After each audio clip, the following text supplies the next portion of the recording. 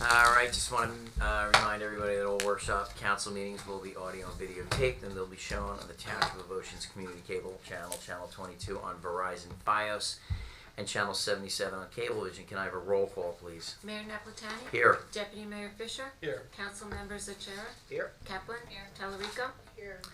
The notice requirements of the Open Public Meetings Act for this meeting have been satisfied, and a copy of the annual notice was sent to the Asbury Park Press, sent to the Asbury Park Press and the Coaster, posted in Town Hall, and filed in the office of the Municipal Clerk on December 18, 2025. We have...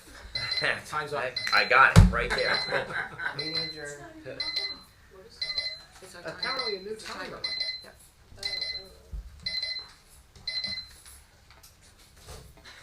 Technology. It worked. Okay, so let's start off with, I guess, Greg, because I understand you have a pretty lengthy report tonight, so... Okay, thanks, Mayor. Absolutely. Okay, 2024 road program. Contractor is paving Poplar next Monday and Tuesday.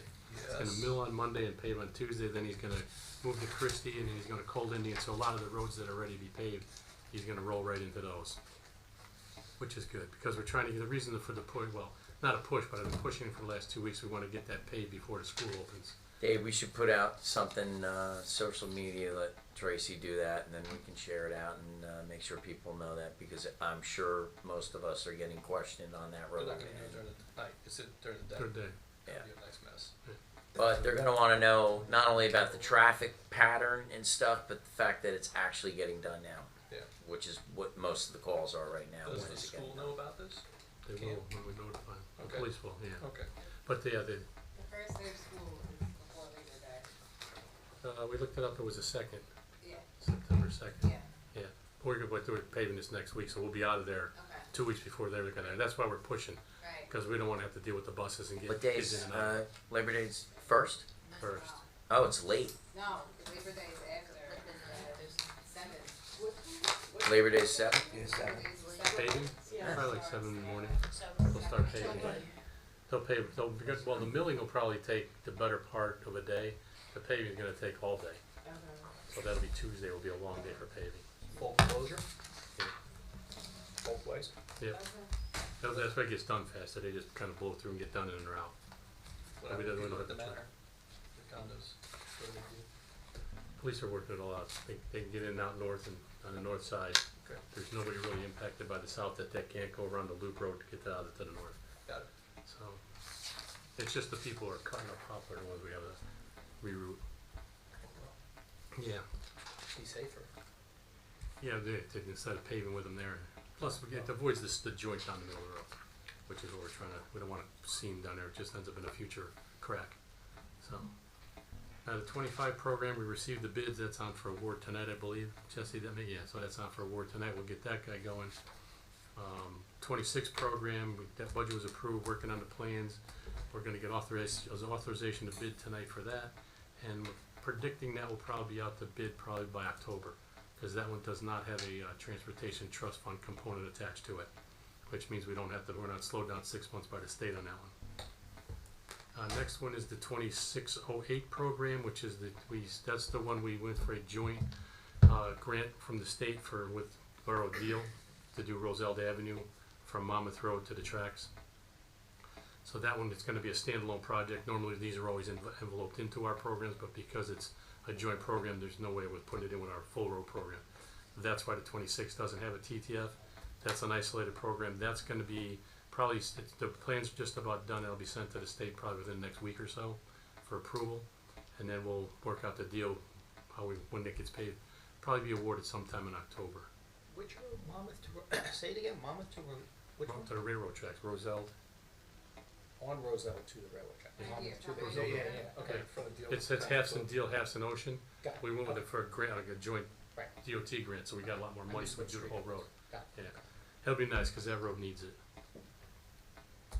Okay, so that'll probably be out to bid sometime by the end of the year, so that'll probably be a next spring project.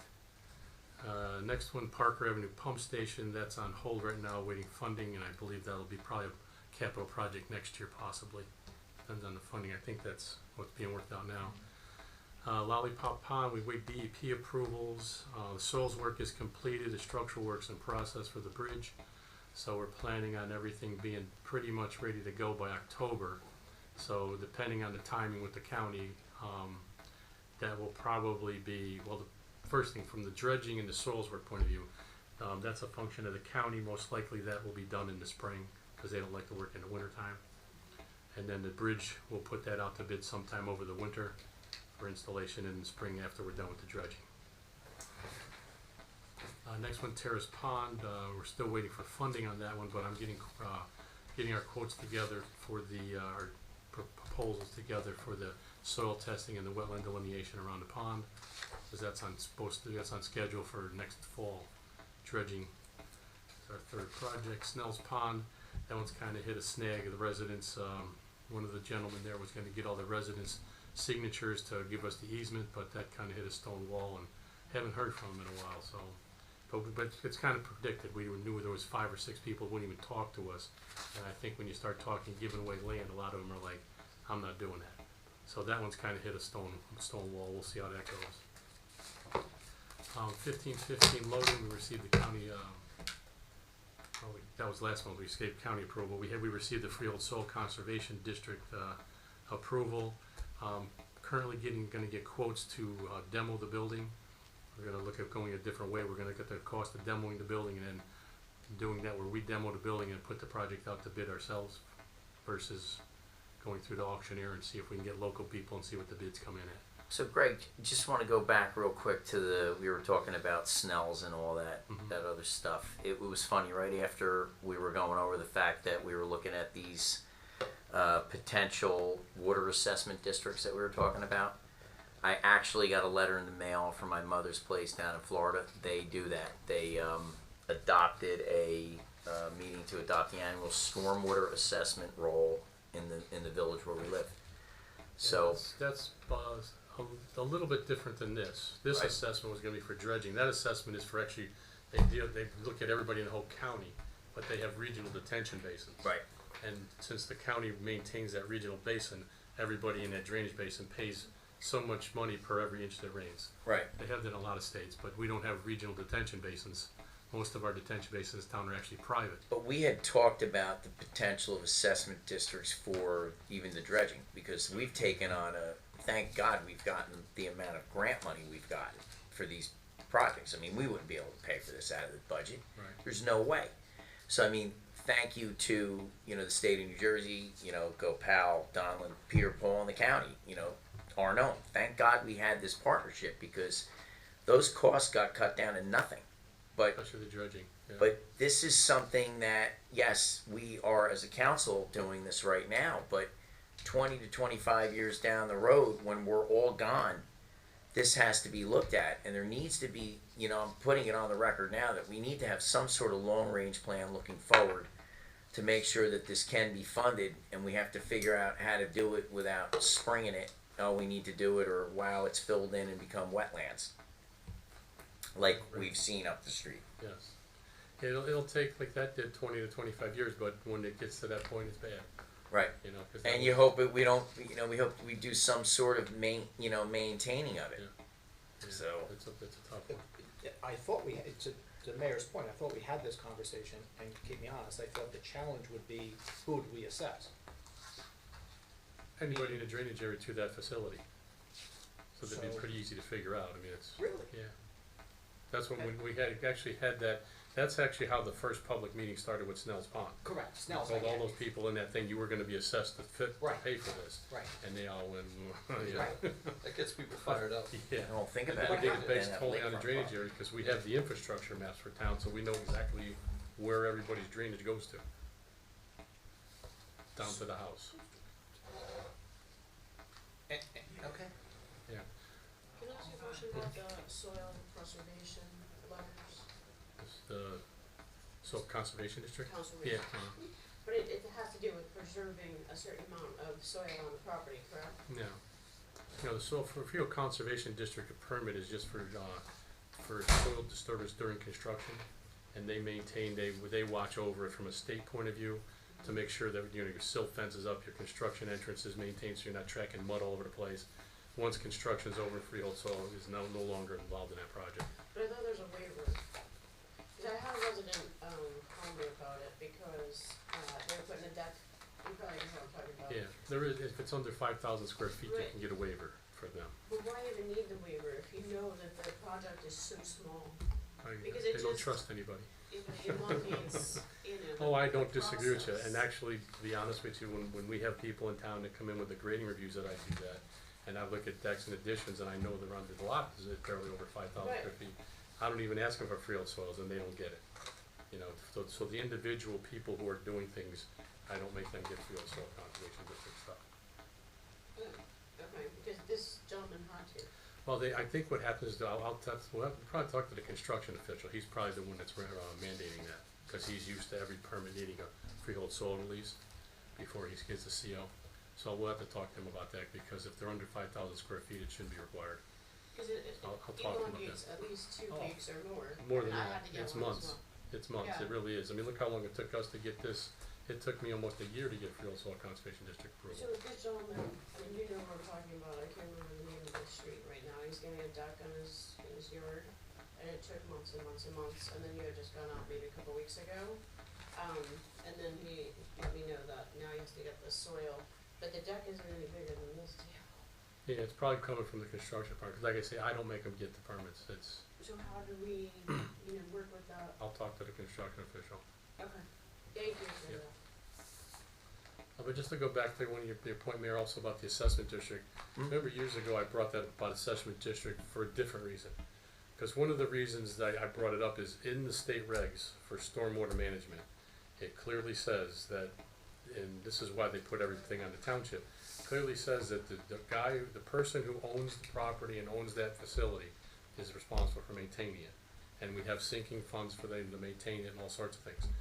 But it also clearly says if they default, it automatically falls to the requirement of ownership of the township to maintain it. And that's gonna be a burden, because once that gets out, everybody's gonna, and Cedar Village is a perfect example, I mean, that's a pretty big one. I wasn't gonna say that, but Yeah, but you know that's, exactly the one we're talking yeah, about. and that would be quite a hurt. And they are not the only, group that has that pond. I mean, you have that in, up at Bentley Lane too. They too have a pond. Yep, so anything that's kind of that way, so I would recommend we revisit that and get an assessment ordinance specifically for detention So, basins. Kevin, can we look into some, maybe sample type of, ordinances, how this would work? And Greg, I think you're right, because we're getting into up there at Cedar, it's 25 years now. Yep. That project started in what, 2000? Yeah, but they didn't finish their well till about 10 years ago. So 10 years ago, okay. I mean, you probably have a good another 30 to 40 years minimum, Okay. but it's why it's a. But if they're not putting the money away for it, then, yeah. So you're saying a strategy could be to default, and then it just flows back to the township? Yep. As almost a strategy. And I can tell you when Cedar Village gets their bill to maintain that. They're gonna basin, default. They're gonna default, Yeah, because it's millions of dollars. really? Yeah. So I'm getting all this, so they're not responsible for it now, No, they are now. and they're paying for it? Per the regs and the No. rules, they are. But there's no damages now because it's new. Yeah.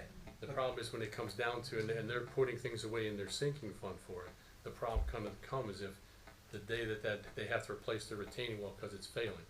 It's gonna be such a number they didn't budget for it, so they're gonna have to fail on it. And if they fail on it, the state's gonna, because we're mandated from a township point of view, to inspect all these things annually. So then when we report it's in disarray, they're gonna say, go make them fix it, they won't. So in It's that us. example, you're saying that we could set that assessment district up and bill I'm all saying, of yeah. portions of or all of Cedar Village Yes. for that? Yeah, I'm saying to And have it in place, because if you have that ordinance in place, there'd be a much less fight in the future for you, Right. or the sitting council. Because if you think about it, if somebody was failing right now, and you tried to do this ordinance, and everybody else would say, hey, let's all get band together here in the town and take all the basins over. But if we have an ordinance in place that says anybody who fails, everybody in that drainage area that goes to that pond is gonna be assessed for the maintenance of it, which is the way it should be, because that's who's paying for it now. So your thoughts, would you start, so let's hypothetically say we draft it, we pass it, it takes effect next year. Would we start assessing them now? No. To, No, they only assess it if they fail. Yeah. So if they stop maintaining it, Because the houses aren't going anywhere. So in other words, if they fail and they don't pay, then we have the right to go in and bang them, basically. We gotta play out So- the money. Yeah. there's nothing, but I'm just preparing you for the future, No, I because get to try to pass this in duress is gonna be, everybody's gonna be, hey, but I'm also thinking in the opposite side, why not, and I'm not looking to take people's money out of their pocket, but isn't it better to take a small amount over the next 30 years than it is to hit them? but that would encourage them to fail. You Automatic, could also penalize people who are not failing. Yeah. There might be people that are maintaining it as they should, and you're taking their money. How much does it cost Okay, okay, good. to? they're all totally different. Cause like you have, like Cedar Village is probably the biggest one in town, it's a huge lake, huge pond, huge retaining wall, a lot of money. They have a lot Whereas- of walls up there. Yeah, and they were very difficult to build when there was no houses around them than the tennis courts, let alone now. And then you have things like at the Bentley Court is a big lake, not quite as bad because there's nothing around the lake, but it's a big lake. And then you have ones that are just dry detention basins that would be very little money. So you're talking millions. For like Cedar Village would probably be, but that's why if you assess them when they fail, but they're paying for it now in their assessments that their association is collecting. It's just when they fail, then we're just gonna continue it from a municipal point of view if they don't wanna do it. Greg, these would have to be set up, I would assume, in the ordinance separately, where we would spell out, or, I think you just do it generically, you just say Right. any basin that fails, everybody in that, the drainage area contributes to that basin, will be it's a assessed the simple maintenance. thing to do then. I Yeah. think, I don't know why we wouldn't do it. Yeah, and there's no, like I said, there's nothing gonna I be mean, paid for until they fail. Dave, your thoughts as Like manager, anything I you're mean, paying. you're managing, We've you been know, talking about this for a while. huh? We've been talking about this for Yeah, a while. I think it's a no-brainer. I Because mean, it it's a protects simple the one. town. But you don't think that in their HOA that they have funds set aside? They do, but if So- it's not adequate, which, I don't think they think it's gonna cost them much. So case in point, I'll tell you, we got what they call a reserve study. And when our reserve study came in down in Florida, we are now 3 times what we were paying before the reserve study. So where we were paying 16 a month, now we're 48. Because you have to actually plan for the future. So for example, the cost of the roads that we were putting 3.5 million in 6 years ago is not the same 3.5 million that we're putting in today. We're getting about half the amount of work done because of the cost that we have.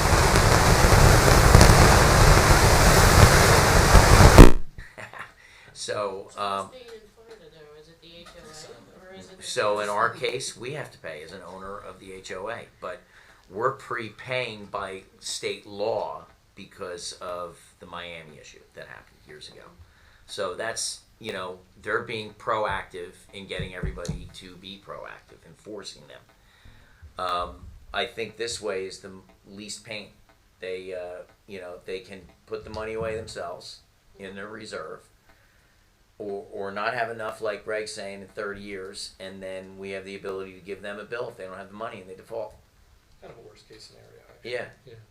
I mean, it's a preventative thing. Either way, they're going to pay. Protects the town, yeah. It's whether they put it away now and do it slowly, but the mentality of a lot of those people, and my grandfather being one of them, I don't buy green bananas at my age. So that was the mentality. They didn't want to pay ahead for something that they might not be there for. Right. So I kind of have to look at both sides, of that coin. And I think the easiest way is that, I mean, maybe education onto them about maybe working on their reserve study and putting some more money away for their reserve of that particular fund. I mean, Greg could send them a letter. Yeah, in 30 years, this is what it could be. You might want to, consider putting some extra money away. I don't know. I mean, just trying to be proactive. Have you had a conversation with the No. HOA there? No, well, what happened was the reason I knew about the default because I read the regs for the stormwater stuff.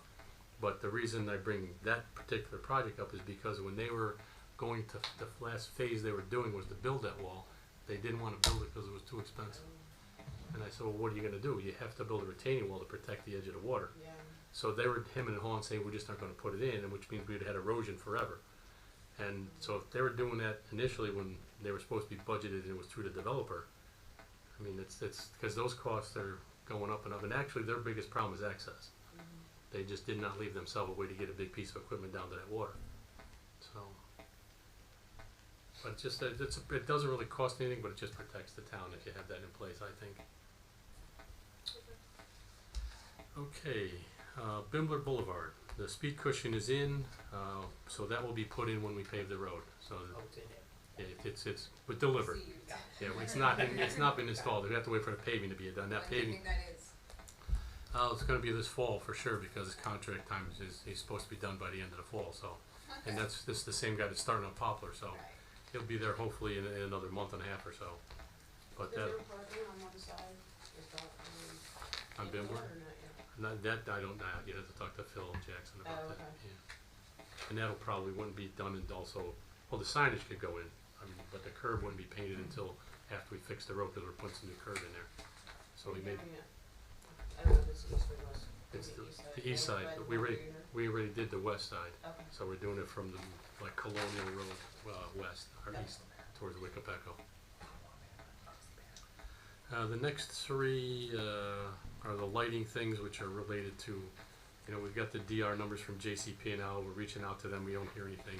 We're probably going to have to get a meeting with Jose, Dave, and I to see if we can shake these guys loose on at least the first project so we can get the cost associated with it. This is where everybody wanted more lighting, better lighting, and there's three of them that we actually did. We submitted all the designs, and we haven't heard from JCP&L. Washington, what was it, Washington? It was Larchwood, Saxony, and West Allen. The whole West Allenhurst wants to go underground with their lights till they better, you know, reliability. Wait till they see that bill. Yeah, that one's not going to be cheap. The other ones won't be so bad. It's just changing the fixture. And they're trying to get everybody in that section of town to agree to that. And pay. Let's see if it happens. Yeah. Yeah, when they get the numbers, it'll be. Assessment district. Maybe it's still on the fence. Yes, it might be. I'm sure it will be actually. Should just move the wayside. The next one, DPW facility on Cindy Lane. Still waiting for the LOI on that one. Stream cleaning, that's on hold until winter. We've got the first phase well pond. Second phase will be this winter. We still have that standing thing on Holly Terrace with the stream cleaning. We'll wait till winter. We can't do that till winter anyway. We would sink in there. But we'll have to revisit with him come winter. The lighted deal in Poplar. This is for the left turn, the second left turn arrow. Still talk to the contractor and the developer. It's they're kind of squabbling about the money. They're telling me it's $10,000. I said I disagree with you, but I need the second light put in or move the other one because it's too close to the intersection. So I'm still working on it. We'll get that done eventually. Just a matter of time. I thought we do it while it's paving, so like it's, you know, the roads. No, are- I don't. Yeah, nah, too much traffic then it's paving. Everybody's gonna go east and west right past it then. Kepwell Park, we're applying for that grant. We haven't heard yet for the bathrooms at CDBG grant. The Oh, light. Can I stop you on there? Mhm. Did we, would you or, I guess it would be you, anybody ask to have or did we cut down a tree at Kepwell in front of the park? No, we didn't, that's any of the contract that we did with taking the building down, we did not cut a tree down. Right, okay. So I don't know if somebody cutting down at the front. I'm not aware of it. Got a phone call, tree came is it- down. Is it right, was it right where the curb was? Yeah. Oh, so maybe I'll check to see if the contractor took it out because it was way of the curb. It was that close to the road, which Yeah. was, that would have been pretty much of a hazard. Was he sure it was that close to the road? Allegedly. Okay. I, I'll double check, cause anything that close to the, I don't remember a tree being that close to the road. Okay, I'll I got a check. question for you. So I came down Cold Indian today and turned down to, I guess I was going bound, I went down Cold Indian. Mhm. Are we gonna put some,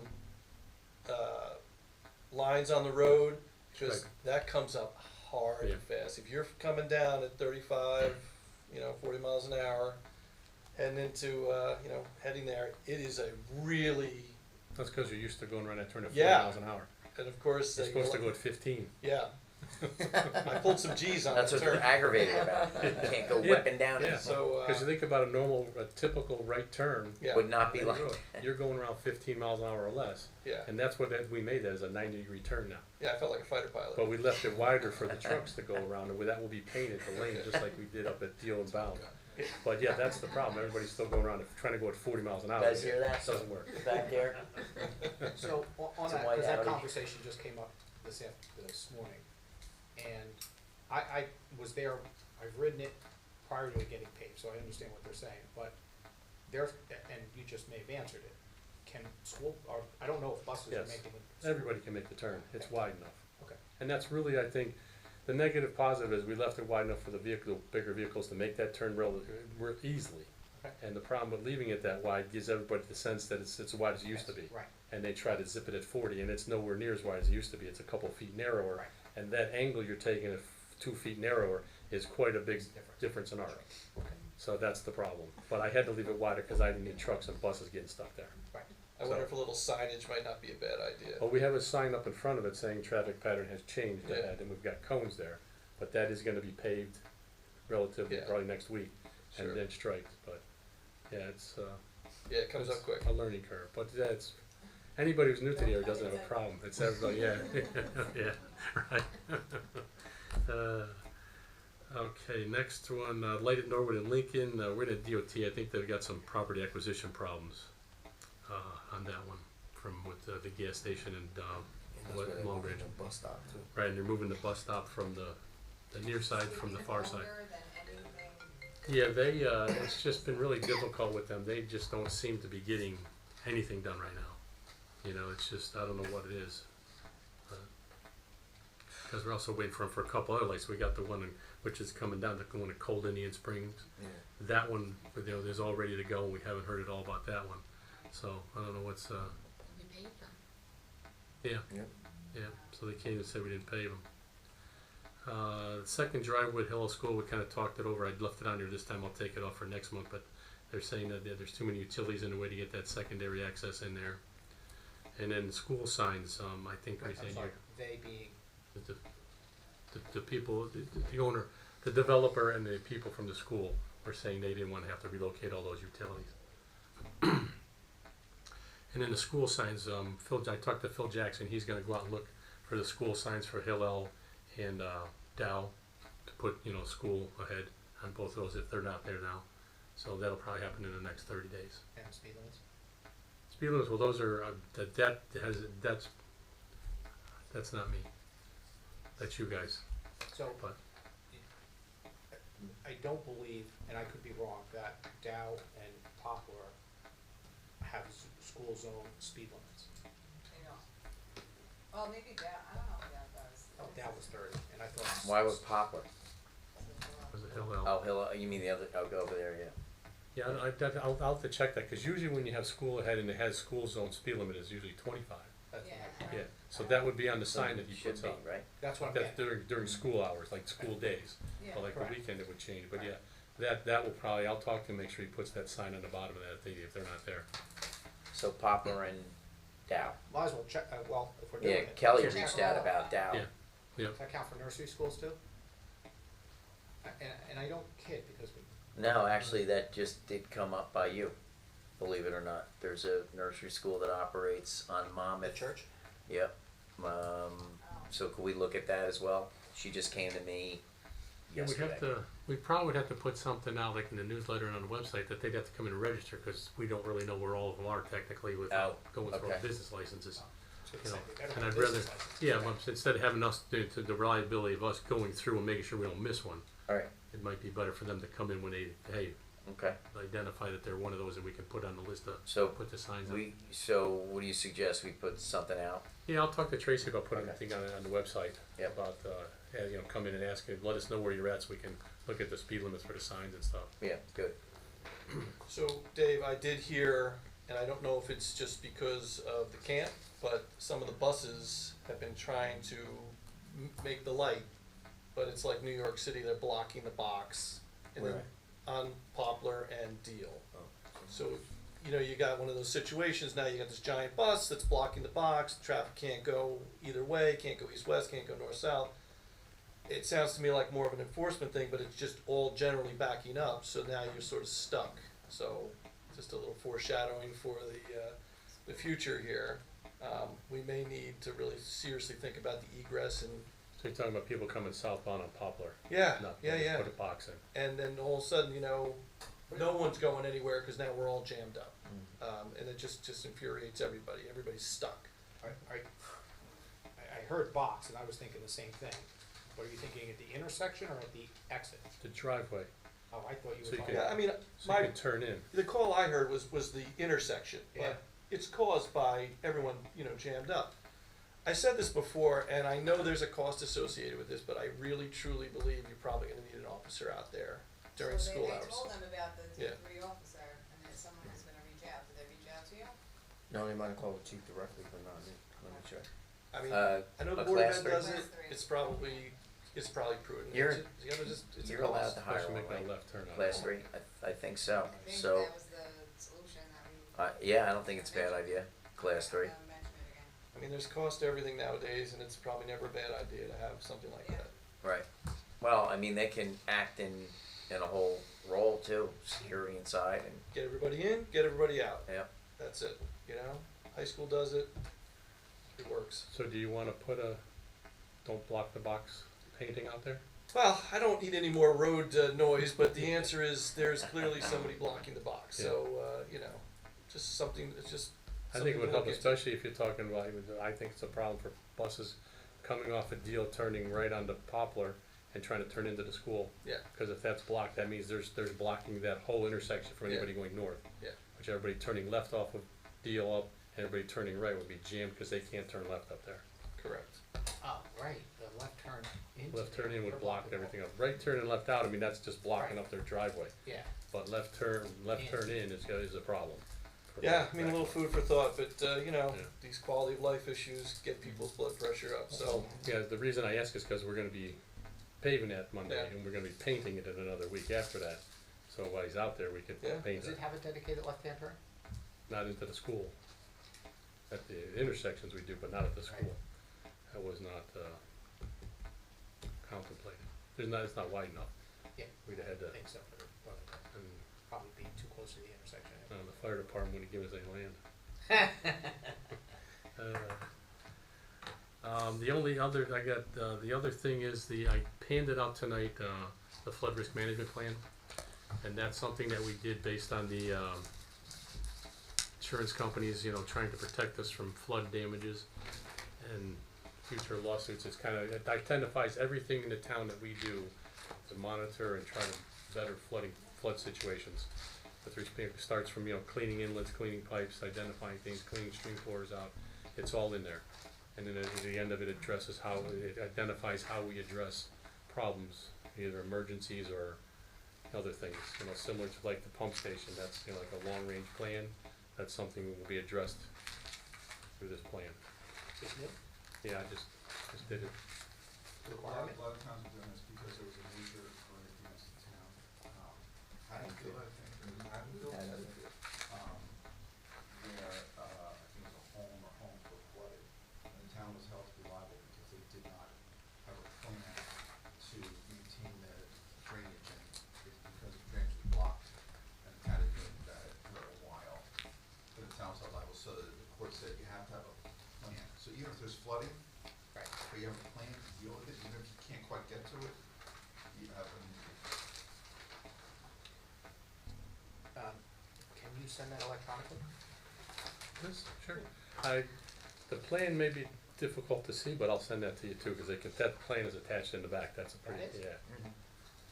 It's easier to read in that scale than it is gonna be on the screen. Sure. Hey, Greg, I know we're talking flooding and obviously, it has to do with development, redevelopment, impervious coverage, all that fun stuff.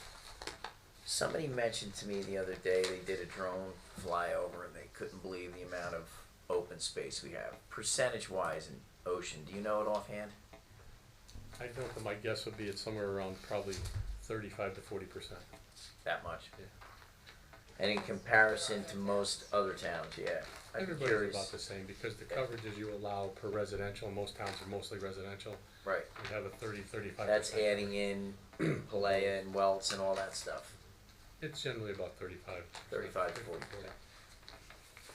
It's preserved, or that's just unbuilt up? That's just open, general green space. Okay. But, preserved versus not preserved, you'd have to go, you could figure it out, but that notion I could figure it out, but it would take a little while. And on that note too, administratively starting a flood control task force. which is gonna consist of myself, Greg as the engineer, Tom from emergency management, and, public works. Cool. So we're gonna be looking at stormwater management plans, this flood control mitigation plan that you have in front of you. And in the stormwater management plan, there's about 10 projects that we've identified that we're supposed to be doing, that we may not have done at all. And that's just right for litigation, that's why we need to put this in place.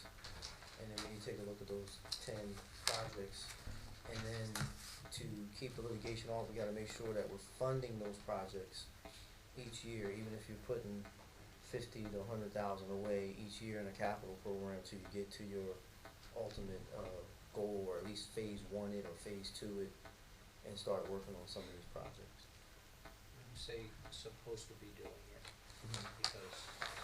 It's in the stormwater management plan that we delivered to NJD, Okay. and saying, hey, these are the 10 things we're gonna do to help stop flooding Got and mitigate flooding, maybe not stop it. Does this need to be adopted by ordinance, introduced in? Yes, ordinance? that's the next thing I'm gonna get to, I'd like for that to be, introduced next, and then Yeah, I have adopted a at the. sample ordinance for you, for that. The state has one, I'll give you. Last question. So our last storm that we had all this flooding, is it anywhere, I mean, I'm looking on here just at different things, but is there anywhere on here that's marked like, hey, this is the area that we saw this flooding, in case it's new flooding versus, historic flooding, I guess? Most of the flooding was in the historical areas, but there's some areas that were Yeah, a little, never Like touched yeah. before. 35 well, 35 on one always floods. side. 35, No, like one side was much more than the opposite side. it's because it couldn't get over the barrier, but it still closed the road. But yeah, in general, most of the areas were the historic areas, but there were a couple where, because it came down so fast, it didn't even migrate through those culverts and stuff, because it inundated it so fast, it got wider upstream of those culverts. So that's really where we have to look at. So the parts of the town that I guess we expect maybe that will flood, how do we handle that, like for the future? Well, that's why that's in the thing, it's the other things that we do. I mean, we go through, clean the storm drains out, they're done 25% every year. You know, anywhere we see there's a blockage, we TV the lines, we clear the blockages. We're cleaning out the stream corridors all around those areas so that flood waters flow better. So we're doing what we can, but the problem is when you're in a low-lying area, you're in a low-lying area. The only way you could alleviate it is move people out of it. Or can residents, I mean, I don't wanna, I'm just gonna ask, if we need cones to go so that people aren't going through those flooding areas, so, because they're getting stuck in cars, Yeah. how are we mitigating that? Because, I mean, literally, I was outside my house with my hands up. Yeah, they people, don't like, go, don't yeah. through here because we already Yeah. have one car stuck. Yeah, that's Should kind of we more. buy our own? It's more of a, well, we could, but it's more of an educational thing, you know, maybe, because I think it would be very difficult on DPW and OEM to put cones out But in when they're certain fighting other areas. problems, you know, because that's kind of a secondary thing. But, you know, that's more of an educational thing than it is be able to put a cone out. But what's the, I mean, I think they did, ramifications if a resident puts the cones out so that you're not going through there? oh, if a resident did it, Mm-hmm.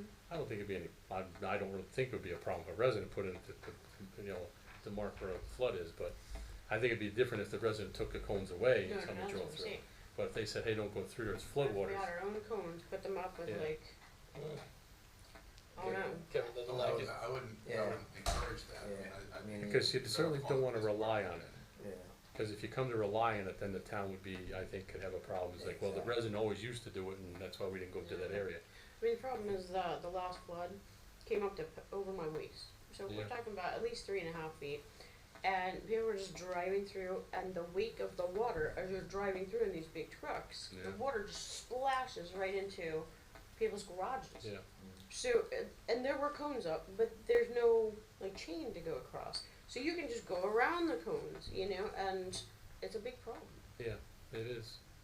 No, I think it's mostly driver education and turn is a tough And one. people don't realize, like, hey, you can make a left here, make another right, and you're out on that same road, but it goes up, so you can go around. Yeah.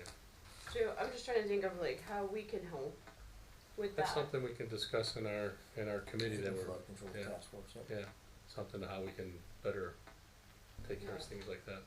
I think also, I mean, I hope that this was a unprecedented type of flood. People were Yeah, this was unprepared for it, and they 500. didn't know how to react. They just continued way over driving their that. merry Oh, way. okay. I think now people are a little bit, I hope, Just have a little bit more storm conscious. and I mean, I think there's certain areas of town though Yeah. that historically do get flooded during these big storms, because I've been there 21 years, it's probably like the 7th time. I mean, it's not a lot, but when people are stuck and they're standing on top of the cars, you know, I mean, it's a problem, so. Yeah, now it's big, the real problem is, you know, everybody tells if it's a 100-year storm that floods this, which is in blue there. Yeah, And those are coming more than once every 100 years. they're coming more so You know, now, yeah. So that's truly the problem. And they're coming at an intensity, like a 100-year storm right now is at 9.2 inches per 24 hours. Mhm. Many years ago when I started this industry, it was 6.9. So you can see it's up 50% just from, you know, not that long ago. And it's gonna continue to go up, and everything out there couldn't handle the 6.9. Do you think FEMA's gonna change these zones? Probably not, because they base it on the 100-year, you know, cycle, and, you know, they're probably gonna get a little worse, and what they're doing is, instead of really doing studies over and trying to do that, they're actually coming out with new regs to make people put their houses higher, which I think is the best way to address it in the short term, because you can address that, because even if you restudied that and you found out the floodplain was twice as wide it is, it just means more people are in the floodplain. Right. They're not gonna move out of it. So they're trying to get all the new houses to go up so that if it floods, it's just the street that floods, not the house. Is that a mandate? It's good. They've tried to pass it the last 2 Junes, and they pulled it off because of some pressure they're getting like from outside, from builders and stuff. But supposedly it's back on again for next July. And not certain zones, or is that anybody in a That's flood? anybody in the flood zone. Wow, That okay. happened after Superstorm Sandy too. Yes. Yeah, super. Yeah, say Sandy. that, say that a few times. Yeah, that's a rough one. Yeah, they went to where it was still a +1, but they recommended +4. And what this new reg's gonna be, it's gonna be a mandatory +4 to build the That's- first floor. Whenever we sell. Is that what you're saying? If you No, sell your home? No, it's new construction or over 50% of the value of the existing home. So if you put a large enough addition on, you gotta I raise see. the whole house, the existing portion and the new. But what it does, it gets everybody up out of the floodplain, cause they're just looking at loss of life problems. And if you're living in a floodplain, that's one thing, but at least your house isn't flooded anymore. That's what they're trying to get to. Cause it puts so much pressure on people when you got people in the homes and you gotta go rescue them. It's the OEM have a real problem, so the EMS, and so if you get at least the people, if they don't have the problem, that's just you have to wait for the floodwaters to recede and then you can get out of there. Thank you for this. That's all I had. Alright, round round. I got, he answered 2 of them, but, West Lincoln, West Lincoln, the sinkhole, yes, we're declaring it an emergency on Monday. nice. Yeah, What so does that mean? that means it's Nice. I mean, I get it, but what does that It mean? means they don't have to wait for Ricky to pay for it. Yeah, he's gotta go find the money, yeah. So what So do we, there's 3 things that are gonna be declared emergency on Monday, that's one of them. West Lincoln is the first one, the flooding problem we have on 212 Maplewood, and the 2 drainage structures that have collapsed and or in a state of failure on Overhill. What about the one on Norwood? They reached out to me again. Norwood is, that's really not anything, that's a floodplain problem. Right, but they're saying, I mean, is everything fixed over there? No, I was actually, the last 3 days in a row, I've been texting their engineer to give me the plan. He keeps telling me, it's tomorrow. This morning I said, where is it at? He said, sorry, probably tomorrow. So we're waiting for that plan to come up before Burke can go out there and fix that pipe. And that will drain that area. But that's not gonna relieve flooding, that's just gonna drain the aftermath out. And everybody knows that. And they're happy with that, they just want the pipe to fix so that the current standing water goes away fast. Right, so just let her know that we're still waiting on the plan? Yeah, Okay. so to be clear, back to West Lincoln, what are you doing? well, What are we gonna do? Yeah, what's the fix? we're gonna line that.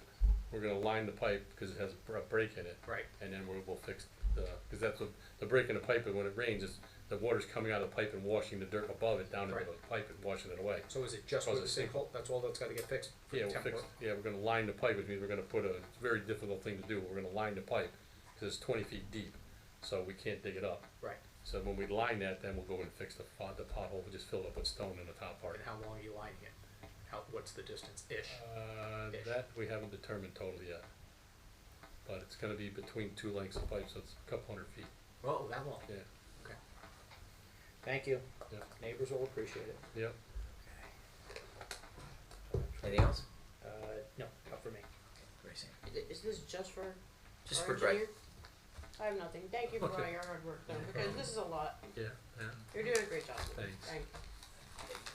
So I do have a question on 1515. So do we feel it's advantageous to demo this building, or at least get some quotes for this demo? As it would be more enticing to a developer? I'm just trying to figure out what's holding this up. yeah, kind of the way we're thinking is, well, we figured if we take the building down, that's one less thing, cause a lot of the little builders won't bid on it because that's not what they do. And they would just have to go off, hire somebody to do it, so if we do it and we control the permitting for that, that's what they're worried about too, how long the permitting's gonna take. So if we do that, we're figuring that takes that burden off of them, and then by us bidding it out, we think we can attract all these local guys. Cause we were in a meeting one day with a couple of guys, and they said they were gonna bid on it, but they were just scared of a couple things like that. Yeah. I think the last time I saw an estimate was like 200K. Does that sound about right for that Not demo? really, it's probably somewhere there, probably, I'm gonna say 150 to two, kinda, 150-ish. That's with the asbestos removal. Yeah, well, they'll do that first, especially when there's really not much of it, it's one hallway to take that tile out. Oh, that's all it is? So it's just that, Just one- that final That, tile. yeah, they put new tile down one year, and it's in the main hallways, you come in the front door, from there to that exit door out to the back, to the side, that tile has to come out. Really? Armstrong specialty. Yeah, other than that, there's none in the building, so. And that was really what happened and why I wanted to get it redone, cause the first report we had, remember, we were gonna reuse the school. So we had an asbestos report done for reuse, and that tile is fine for reuse cause it's encapsulated in wax and all sorts of covers. It only is a problem if you break it and snap it, because then it becomes friable, means it's airborne, and that's when it's a problem. So now that we're taking it out, by demo, we had to do the new asbestos inspection and found out that was a problem. Right. Which is what I was worried about, cause you got involved in that in the middle of that, that's just the problem with contractors, gonna just hit us hard on that, so. So we think it's better to go away from the the auctioneer guy. Well, I think, that's the second step, but I think the first phase, I think it helps either side, the auctioneer or us, Yeah. get rid of the building, because it just takes a lot of questions out for everybody. Yeah. Cause now all of a sudden, all you gotta do is plop your money down, and go build. Right now, they gotta plop the money down, take a building down. Yeah. How long is that gonna take, how long is money gonna be tied up, yada, yada, yada. But now, So- keep in mind, so we put the minimum bid at X, so now it's gotta be X plus 150 to 200. Yeah, we've already They got that, walked- we've already They got that walked on number. the minimum before. Yeah, we were talking about this before, and I think this discussion, we should have it, it should be in closed session, because now we're talking about prices of property that the town's gonna sell, so I'm just saying, Duly let's noted. schedule that for future. We're gonna talk next meeting, we can schedule it. We don't have Tonight. Yeah, I was gonna say, we don't have Well, close to If we that. have time Or for tonight, this, yeah, if we have time that's tonight, fine. absolutely, Okay. absolutely. I'm good. Thanks. Yeah, Just, can you give us an update on complete streets, where we are, and how they got a grant? yeah, well, the grant was for the state to come in and they're gonna, evaluate and give us suggestions on how to make our streets more complete streets, I guess, more sidewalks and handicap ramps and crosswalks and whatnot. That, I think, is scheduled for September, Is that the the meeting way with them. They're Yeah. doing the whole town, or No, just? just the one? corridor. Just that section. Yeah, just the Sunset Corridor. And then, but everything else, we've had meetings with them, we've done the speed limit things, we're doing crosswalks, we've told them we're putting sidewalks up Chestnut. We've been alerted them to the fact that we're doing, Lollipop Pond, that's gonna have a bridge across, we'll tie to that sidewalk, so they're very happy with that, cause it's gonna get everybody another route to the school. So, but they're happy with everything we're doing. The only thing they're not happy with is some of the things are taking long to get done, one of which is painting crosswalks, cause we don't have a budget for it right now. That's something else Dave's setting up, is an annual budget to do paint striping for all different kind of things, stop bars, crosswalks all throughout town. So that way we'll have, a fund that we can instantly do these things. Cause, we had a gentleman at the last meeting, he said it's only $500 to do one of these. I said, Right, yeah, you're right, but if I don't have $500, I can't do it. right. And that's the problem, it's kind of on the embarrassment side, but, so when we get the fund there and we can do these crosswalks, they'll be much happier. Can I just jump in? Dave, I'm not looking to buy new trucks and new equipment, but are there other towns that have these line painting machines that we could use, a little shared services deal, or how much of these, is it cheaper to do it in-house, or is it just, this isn't one of those things that went by the wayside in the seventies, you know, it's just, expensive and it's better to just, We can analyze it, definitely. I mean, I'm I just think- curious, because most of the lines on most of the roads are faded out, Yeah. you know? I just to kind of, I would tend to Might be a say good you, investment. you probably don't wanna do the center line striping, that, leave it to the guys who do that all the time. Yeah, Cause that's a big truck and a big piece of equipment, Yeah, all sure. sorts of guidance. Yeah, Just yeah. talking the crosswalk. But the crosswalks Yeah. and the Stop stop bar, a lot of bars stop bars. and local places where the center line might have Right. been taken out, yeah, I think public works, that we should look We into did the that. blue line, whatever it was, 10 years ago, they did that pretty well. Yeah, but I'm just saying, you know, you got a street that's 2,000 feet skating long, up you don't the wanna be, lines. that's something that's easier with a big yeah, truck. I mean, it I doesn't hope seem they- like rocket science, but Look, I'm sure there's more to it than just Yeah. some guy out there with with a spray can, you know? Oh, yeah, no, it's, Yeah, oh, yeah, yeah. Yeah. It's No, there's a the whole machine, machine, yeah, it's a Yeah, I fucking mean- machine. Just think of one of both. Yeah. I did my fair share It's of that. similar. Councilwoman, Kaplan. Just wanna get back to complete streets, the Yeah. meeting on Tuesday is canceled. Okay, They just sent us an email today, said they're canceling it. okay. And we'll look into the machine. Yeah, I'm just wondering, you know, because it seems like it's something we need And it'd be a little faster. for the short term, for sure. Actually, while we're talking machines and tools and toys, so the budget that is being introduced, I shouldn't call it budget, the bond ordinance that's being introduced for various capital equipment, did you have anything to do with the equipment that we're purchasing? So nothing to do, okay. Yeah, it's probably police and public works. I asked because the public works and the dredging / cleaning of pipes and things of that sort, there's, That's all public works. that's all, no influence on I that? just asked for that to be done, I don't actually get involved with it. Got it. Okay. Got him some of the things he wants. Yeah, that's right, yeah. Somebody asked about a cleaner that actually is used, the water pressure that goes through the pipes actually no good? No, just think about pressurizing a static pipe, I mean, it's something that's not used to be under pressure, and it already No, has. the water that's already going through it, it actually rides the, Yeah, well, no, it happens, the way they clean it, it's called a jet head, they put a Yeah. machine in, Yeah. and it has pressure that blows backwards.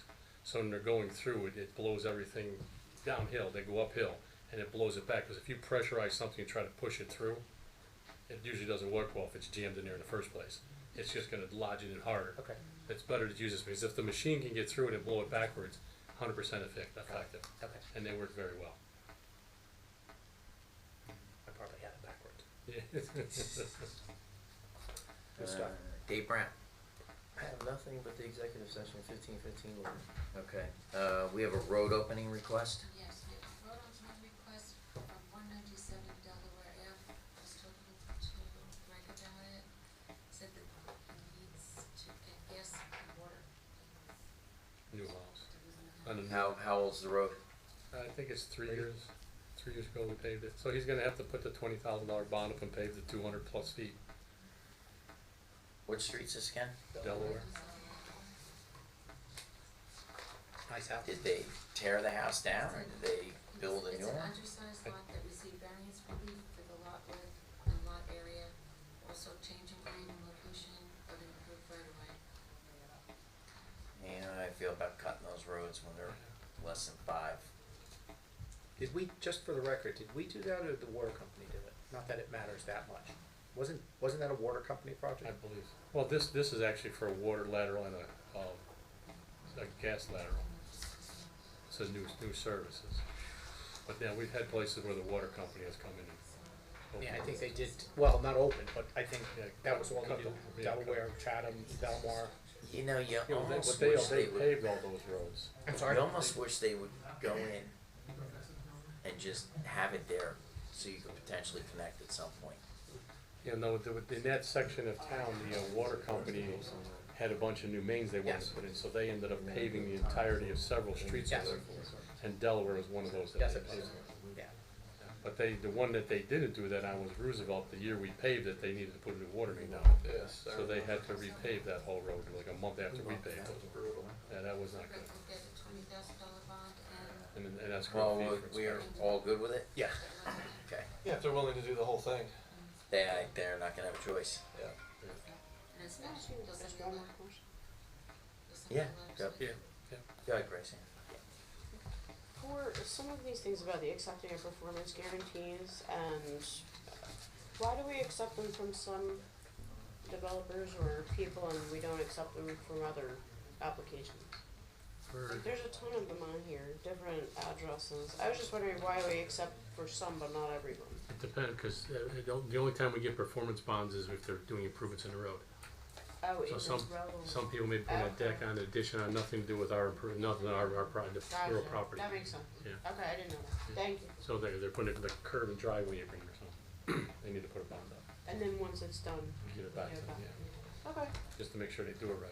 appreciate that. While we're on the topic of, what the hell, keep you here for a little longer. Did we ever get, the last, townhome development, West Park and, Enclave? Yes, Conclave. Who? Conclave. Enclave. Enclave. I'm here Oh, for you, I mean the Rob. houses. Thank you, pal. Yes, what I said. The townhouses, their houses. Their houses. Houses. Did we ever close that one out? I know you- It's Perform- the Toll Brothers project? Yeah, Yeah, okay. that was closed out a couple of years ago. They're Performance probably the bond and maintenance everything? bond, performance, they're probably, maintenance bond's probably just Bob about Armstrong. ending. That's, Yeah, it's that's in why the I'm way. asking, yeah. Yeah, their maintenance I bond's just, probably since just I about haven't heard from expired. him, so I wasn't sure if it Yeah. got done. Yeah. Okay, Yeah. alright, thank you. By the way, the state went back in and repaved that section in front of the new orthopedic urgent care on 35 near Lair Avenue. Yeah, First job was terrible. Yeah. They did come back and repave that the other day. now it's 3 inches higher. So Waiting it for was the 3 stuff. inches Yeah. lower, Yeah. now it's 3 inches higher. Yeah, it's the contractors, they have the same problem we do, Yeah. It's like a speed hump. yeah. I have a flag request from Christine Hanlon and Thomas Arno and the Italian Heart Association to do the Italian flag from October 4th to October 12th. We do it every year. Everybody good with that? It's on And the you'll do it 4th? October 4th to October 12th, and I'll let you know what time you're going to be doing the flag raise. 11:30-ish, we'll finalize it. Okay, and we'll put out I'll send that to everyone. While we're on the topic, Indian flag this weekend? Yeah. Yeah. Oh, is it? Okay, I'll send that out. I think that's 10 or 10:30. Let me look that up and I'll send it out to you guys. Thank you. Day is that Saturday? Yeah. Saturday. And one more thing with the Flying green, man. the green team, Oh, yeah, so, Amy, you're here, so if you wanna give a quick pitch to everybody, Amy and I spoke about the green team, and it seems to almost be defunct, so I've reached out to a couple people I knew, but I asked Amy to also speak to the council to get your ideas on some people that might be interested in this, so Amy, if you wanna pitch it. Yeah, so there is a green team, but apparently they haven't met for over a year or so. It is a requirement for the Sustainable Jersey, so, he's gonna yell at me. Tom's gonna Come through down, the it's door. on his way down, so to speak. Yeah, so I had sent you guys an email with some potential clubs and like committees that already exist that may wanna send a representative. There are some people that want to remain on it that have been on it before, some do not. So, we could just go with what we have, but we could also add other people to it. I'd like to get some active people that want to like keep it going and do the events. Maybe partner up with Jen with Ocean Fest, and we can put the green team can have a section out there or something. Just some ideas. So if you got ideas of people that are interested, please float them over to Amy, and then we can vet them. I like the idea of asking for a rep from each of these town organizations. I think they're the ones that care the most. Okay. Yeah, let's do that too. Alright. Good way to start. Real quick, we've got a few minutes before we go into close. Rob, you got anything else? Yeah, so I wanna kinda understand how we ended up having a public meeting tonight, open and not virtual, after we got the message that we were gonna keep it virtual. So, help me understand how that happened. When did we decide we were going to do virtual? The chief recommended it. A month ago. Well, I don't don't think we ever discussed making it virtual. I thought we followed the professionals' opinions. I mean, he's given professional opinions on the speed limit over in Wanamassas section, and we went against that one. Okay, so, I mean, I don't recall us, deciding or not deciding on virtual. I didn't get an email about it. I thought the chief said virtual, that was the plan after the last incident, so if that's the case, okay. No, wait a second, I mean, Go ahead. maybe we could talk about that for a little bit, because communication regarding safety is really important, Mhm. right? So if the chief, or, especially the chief, he's the expert on safety for our town. If he's giving a recommendation and we disagree, shouldn't it be a collective, like the five of us? I didn't hear the chief's recommendation that we go virtual, honestly. He never made the recommendation to me, and I respect his opinion, but I also would have had a conversation with him about the fact that someone is making comments, and I don't think we wanna cower in front of him. I think it's important that we have representatives here that support the town and the council. And I'm not even talking about this situation, I'm just talking about if the police chief gives us a recommendation, either the five of us have to come on to a meeting, or maybe Dave Brown calls us each individually, asks us, but I think that we have to have a collective discussion. If it's not all five of us together, at least with Dave to say, hey, yeah, I agree with the chief of police, and let's do a virtual, and then go around and have Dave talk to us, but we have to have some kind of process. So I am totally in agreement with that.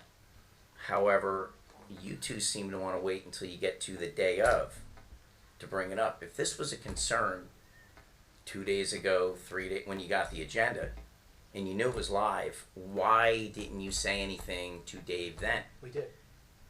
I didn't get a call from Dave about it being virtual. Talking about today? Yeah, this meeting. Yeah. Well, I didn't need to call you, Mayor, because I knew where you stood, and I called. Yeah. I was fine having it open.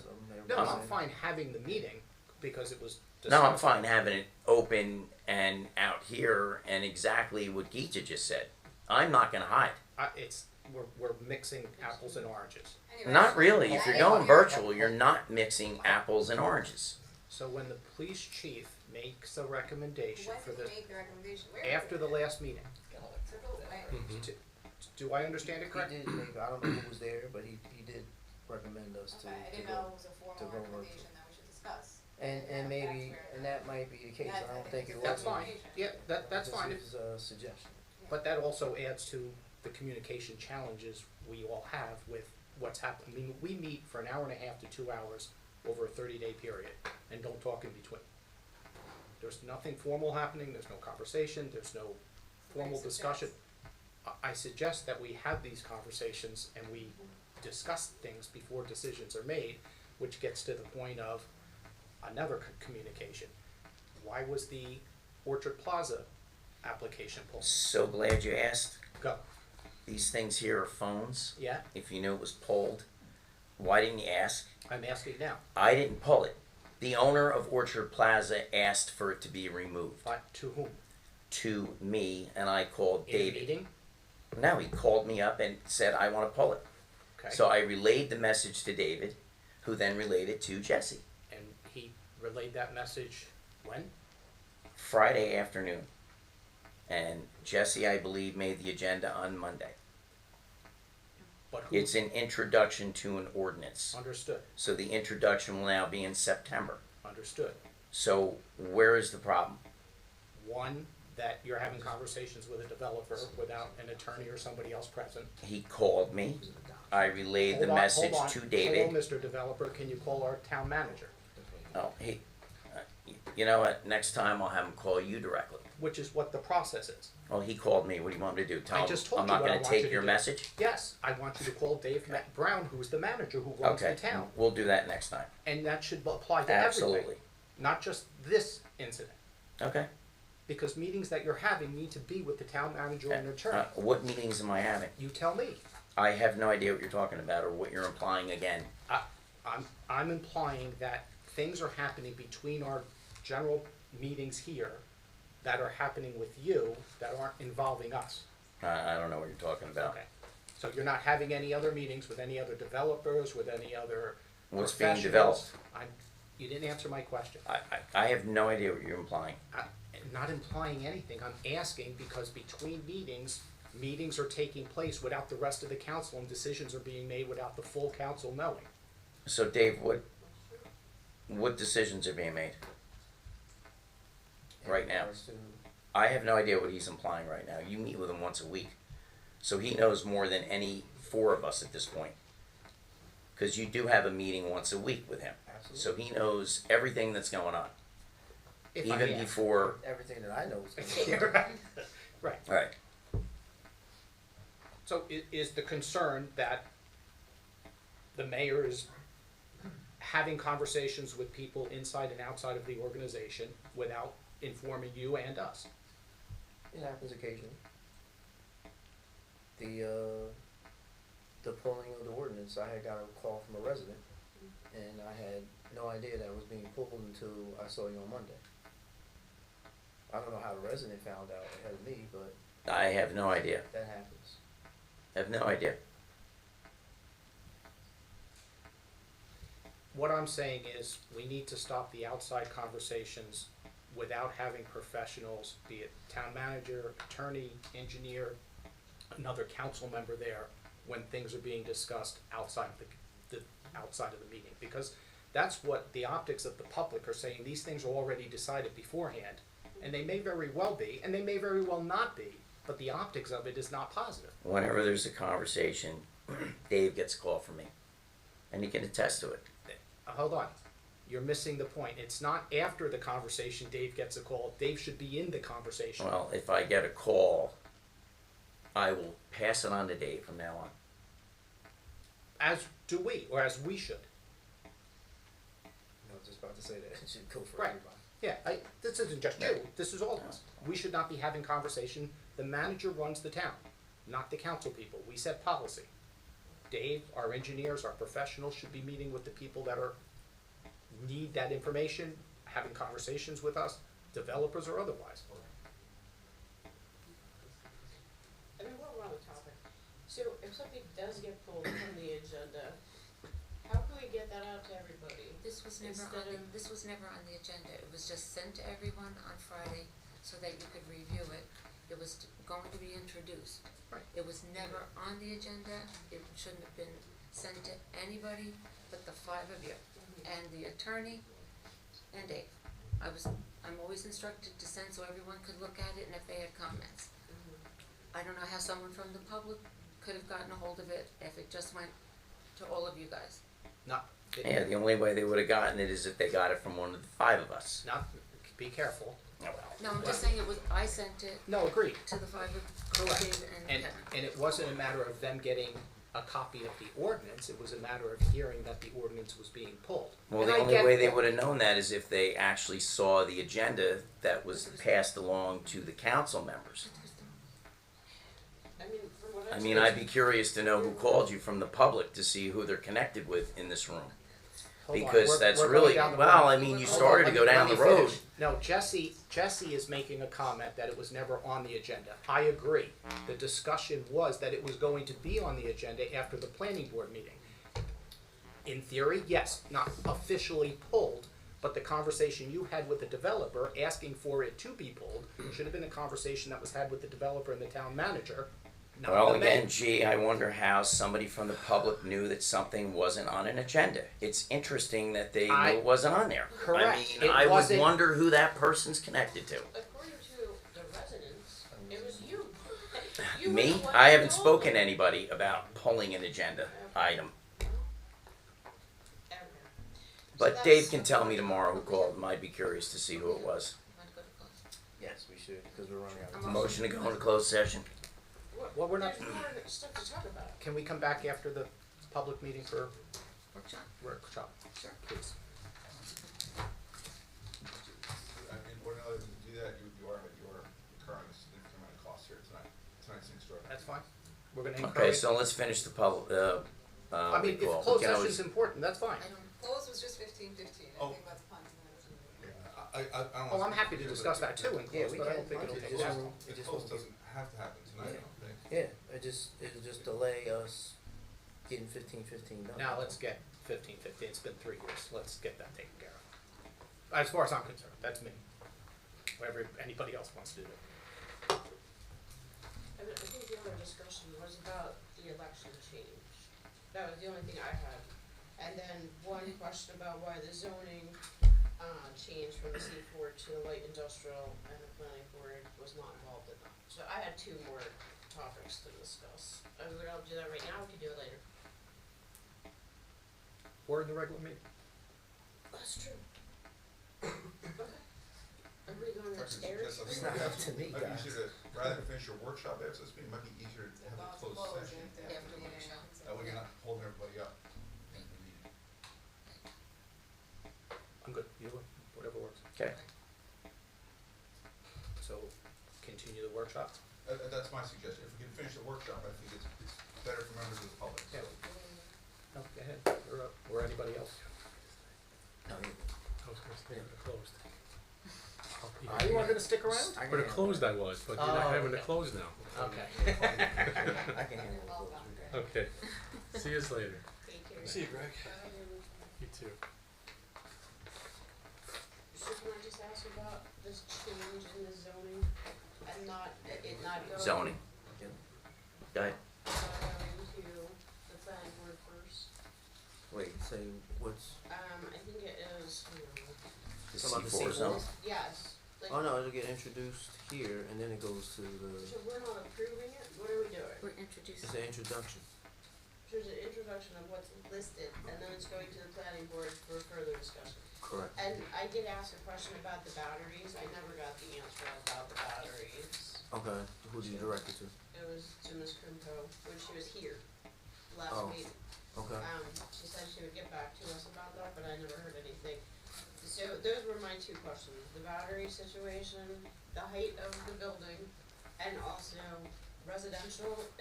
I thought we weren't allowed at all to have residential on that particular place, the land, because of the DEP. So I have 4 questions about that Can- particular. Would you mind emailing them to me? Because after it's introduced, then we can get your questions answered Okay, via Colleen or Jim Higgins, who's our planner who wrote that ordinance. So okay. he'd be best to answer that. You saw my question, Refresh me. C4, Oh yeah, based on the email. yes. Yeah, we'll get back to you on that. And then the only other discussion, I mean, we could have in regular too, is about, whether or not, so this is just opening for discussion, is that right, for the, change in the election? It's a formal introduction. It'll be a So formal what introduction. happens after tonight, Then there's a second reading and public hearing at the next meeting. at the next meeting, so the public can come next meeting? Correct. So, They'll be here now. this is a question. Sure. I just wanna know, can this be put on a referendum for this November so that the residents can make the decision? The residents cannot make a binding decision on changing the date, that's up to the council. You could put a non-binding referendum on if that's the council's policy decision. That would not affect a change in the time of the election, you would just get a vote with whatever that vote is. Okay, and I think this also came up one time before, I may have asked you, or I forget, but there's a part in here about selecting the mayor. Is there, a way to put on the referendum for the residents to decide by most votes?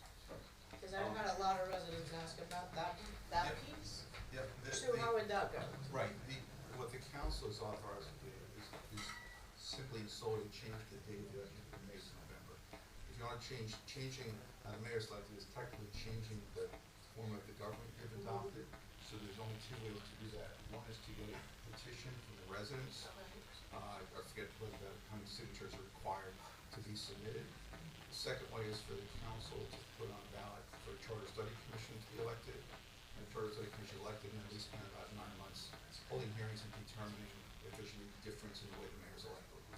So those are the only 2 ways to change that aspect. Okay, so there's no way of just putting it on to a referendum, like a referendum onto the ballot and then have the residents choose? It would not affect that change if the residents voted.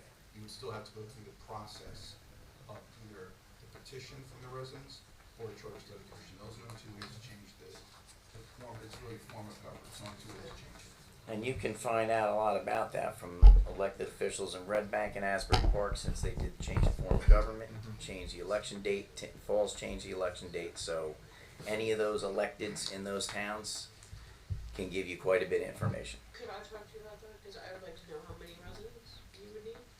And Yeah, how that it's a percentage. Actually, Jess, you could calculate that. I can give you the statute. It's I forget I don't remember. Some is percentage of voters. Some is a percentage of how many voted in the last election for assembly. I can get that for you.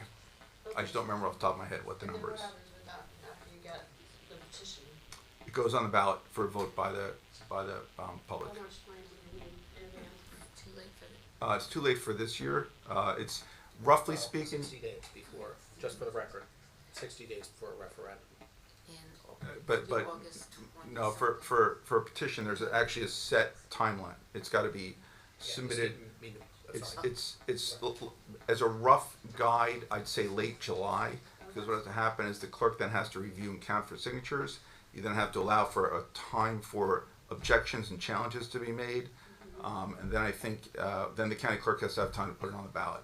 So I can only give you a rough time frame, late July, maybe early August if it works.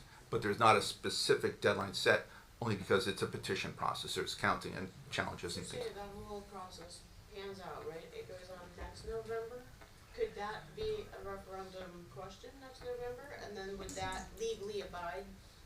When we say that, meaning changing the way the mayor's elected? Yes. Yes, if a petition's submitted, let's say today, the soonest it would go on would be next November. And then that's a binding, And that would start January of 28. Is that correct? I think it might start, I don't know the answer. I don't think it would start January 20th because you're gonna have an election in November 27 as to whether or not to change things. You're not gonna have anybody in place. You're gonna be under the old system for at least another year.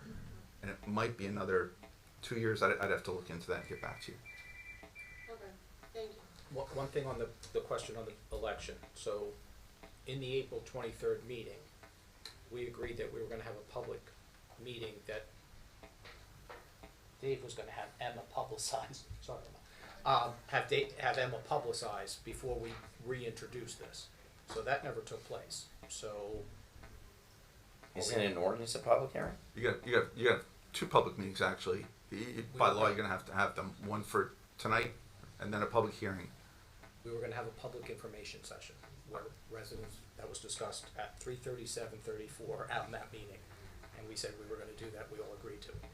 So we haven't advertised for a public discussion. Why are we introducing the ordinance?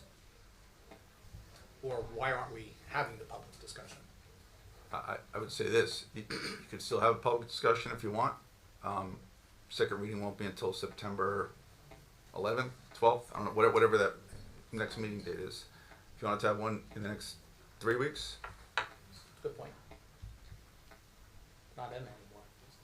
It's both of us. Oh, okay. Good? We good with that since we agreed to it Yeah. already? Okay, all right, good. yeah, I would just point out Good point. whether Yeah, you're, one. yeah, but whether you're asking for a public session with the council president and at a council meeting, or if you're, which would have to be a special meeting if you're going to keep it on for second meeting, or if you're saying a public session like Dave presided over it and gave information. So, We can figure that out. fine, just raising the issue. Yeah, good point, yeah. Either way, you can advertise it, right, Jess? If we decide to do it that way? Yeah. Right. Whatever the council decides, that's fine. But we did say we were gonna do it, so we wanted the public, not just for the ordinance itself, but public information on the aspects of it. Feedback. Okay. Good stuff, that's all I have. Anything else? We got 10 minutes left. We can go do Let's do it. 15. Motion to go into closed? We gotta take all them out. No, we're going. No, no. Oh, Oh. cool. Second? That's fine. Second. All in favor? Aye. Leave stuff here for you. Yeah, I'm gonna put it up there because I gotta write these things down.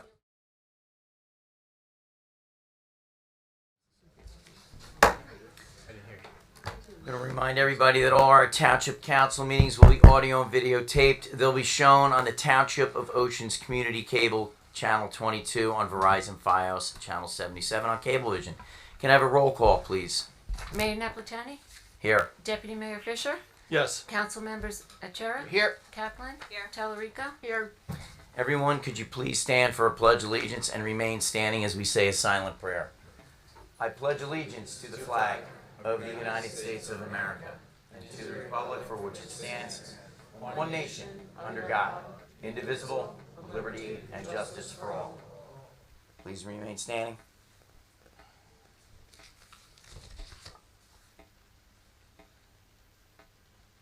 You may be seated.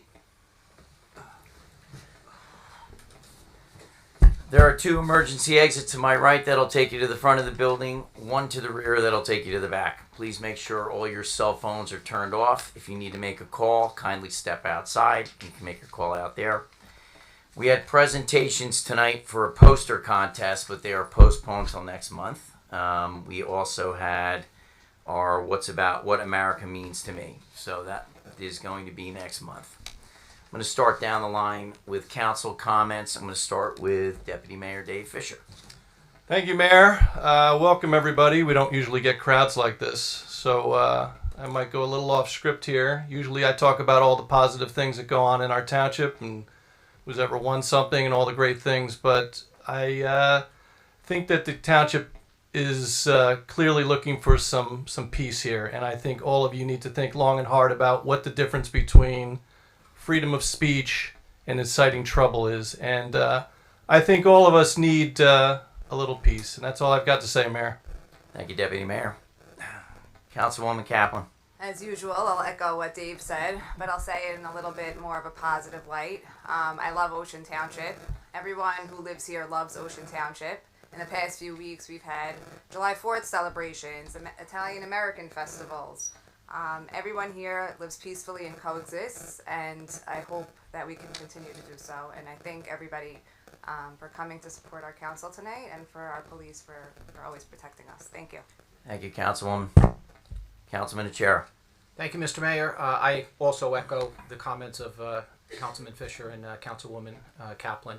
In addition to that, a couple of things that did happen this week or month or since our last meeting. August is Overdose Awareness Month. Councilwoman Tallarico and I were fortunate enough to be present when Prevention First came to Ocean Township to plant, you see purple flags out in front of the town hall. That was to recognize the 89 deaths that took place due to overdose in Monmouth County this year. We recognize that there are certainly people that have challenges. There's places you can go if you do know somebody that has challenges with that. Certainly reach out to them, or you can reach out to our folks in Ocean Township to address that as well. In addition, I think Councilwoman Kaplan mentioned the Italian American Festival. I'd be remiss if I didn't thank all of the folks that attended the Italian American Festival, to the Italian American Association who sponsored it. It's our 50th anniversary. That was our 50th festival. We did have some hot weather. We had some rain, but we got through it, and it was a success as always. No incidents. I'm looking at some officers. I think we were good, right? No incidents. And everything was good there. So thank you for the support, and we appreciate that. On to Chamber of Commerce. 2 quick notes on the Chamber. Jim Vaccaro, who's the president of Manasquan Bank, president, CEO, and he's got another title. I forgot what the other one is. He will be speaking at our next breakfast and business event, and he will be speaking regarding small businesses specifically and what they can do, what they need to do, or how Manasquan Bank and any bank can help a small business in Ocean Township or otherwise to be successful.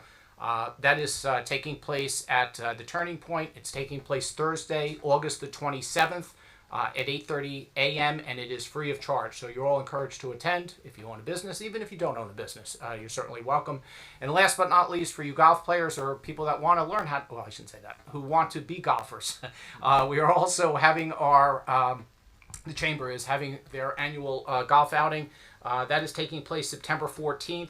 It is called Golfing for Heroes because we recognize it. Our first one was held on 9/11, so we recognize those folks that gave their lives during 9/11, and for those others who have continued to support the United States and America in fighting terrorism and everything else that's going on around the country. If you're interested in either of the events, you can go on the Chamber of Commerce website, gotcc.org. That event, is again September 14th. It's at Jumping Brook. Registration is filling up, so if you are interested, please get there quick. Thank you, Mr. Mayor. Thank you. Councilwoman Talarico. Thank you, Mayor, and I just wanted to echo what all the other council members have, stated. And I want to thank every single one of you for coming out tonight. It's wonderful to see so many people here supporting each other, supporting our town, supporting our community, and also supporting us and our police. So thank you. Thank you from the bottom of my heart. I truly mean that. And I hope that we see you again and again and again to come back and listen and be part of what goes on here, because it affects all of us. I do have a few things I'd like to just mention. I wrote them down so I could remember all of them. I want to thank our Ocean Township Police Department, specifically Sergeant Carter, for arranging the National Night Out for our residents and police. Amazing job. I absolutely love that these events, we have them, the police put them on where kids can interact and have fun with our cops. So thank you. I want to thank the Italian American Association for another memorable and fun festival. Love the Zeppeli videos. And I appreciate all the hard work put into these massive town events. The 4th of July celebration. It was definitely a hot one. Everyone will remember that one. But everyone had a fabulous time celebrating America's 250th. And I want to thank Jen Nordstrom and her crew for all their efforts. I enjoyed the art show and museum events that took place in July, and there is another art show at the Turner Gallery coming in September, and I'm happy to report that I submitted one of my own paintings, so please come out and enjoy the paintings at the Turner Gallery. I also spoke to our chair of the Community Hope Fund while I was at the museum event, Denise Parlamas, regarding an emergency fund that can be accessed by our OEM director during states of emergency. So she will be speaking to the board at their next meeting in October. So I want to thank Denise. I want to thank the Community Hope Fund. And, please come out to all of our events. They're amazing. And it's really nice to have everybody come together and enjoy them. So thank you, Mayor. Thank you. Dave. Mayor, I'll be quick. I just want to echo what the council members already said. Just want to thank the community for coming out, showing your support tonight, and being concerned with your community. I want to thank the Chief of Police for his cooperation, all the officers present, and the Fire Marshal. Thank you.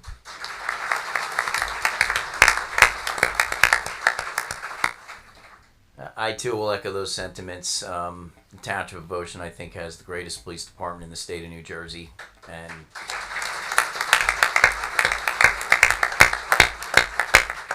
bar none, I thank you guys and women that are part of this department and part of keeping this municipality as safe as it is. So before we begin, I'd like to just take a moment to speak about something that I think is extremely important in our community. It's called transparency, communication, and working together. As a mayor, I take every effort to keep our residents informed about what's happening in Ocean Township.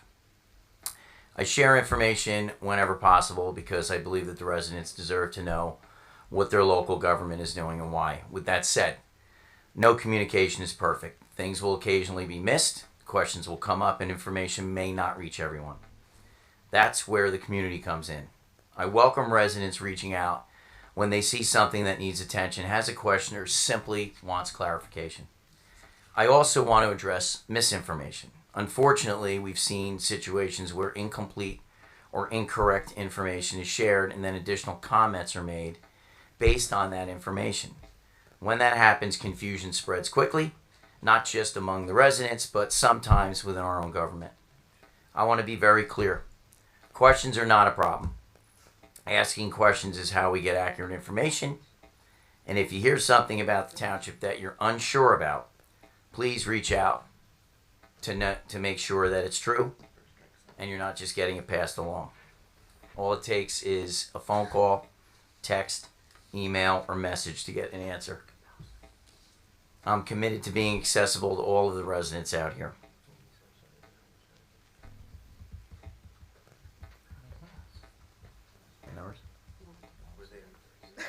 Over there? The room is at capacity. The question from a legal standpoint is if there are people out in the hallway that are unable to access this room, then we cannot continue a public meeting because every resident has to be able to have access. And if, according to the fire marshal, the room has reached capacity, then we cannot continue this meeting. So, Are there people outside? are there people out in the hallway that want to come in? That's if there's more than one, we can't continue with the meeting.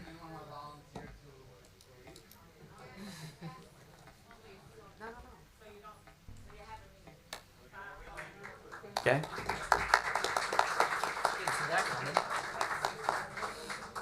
I'm just counting. 1, 2, 3, Yeah. 4, 5, 6, 7, 8. I'll leave. Dave said he'll leave. You're not allowed. I'll go with him. What about the people that wanna come in now? They wanna know, please. What do we do with the people that wanna come? Oh, you can allow people in the room. Well, no, Yeah. in, right? Allow people in the room until capacity is reached. But we're gonna have the same issue. If you could just alert us, sir, if we're full to capacity and the more people wanted to get in, we're gonna have to once again go through this exercise or stop the meeting.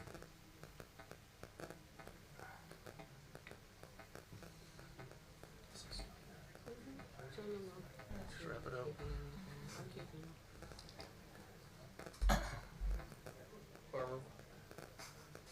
They just left.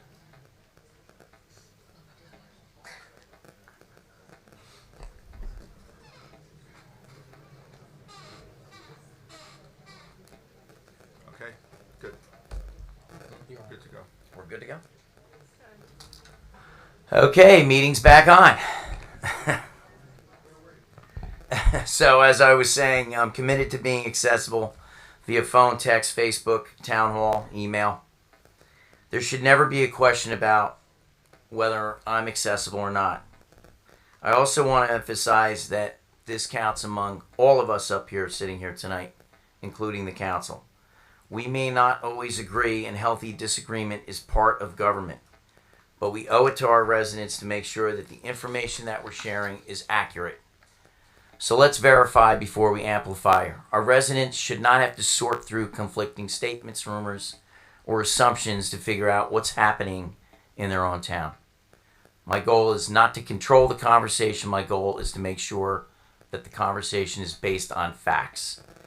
I also want to take the time to thank the residents who take their time to report issues, ask questions, attend our meetings like tonight, and stay involved. Most importantly, I want to thank the ones who contact me personally with the questions or concerns so that I can explain to them what's going on. Local government works best when the community participates. You are our eyes and ears out in this municipality. Your involvement helps us identify the problems and address them.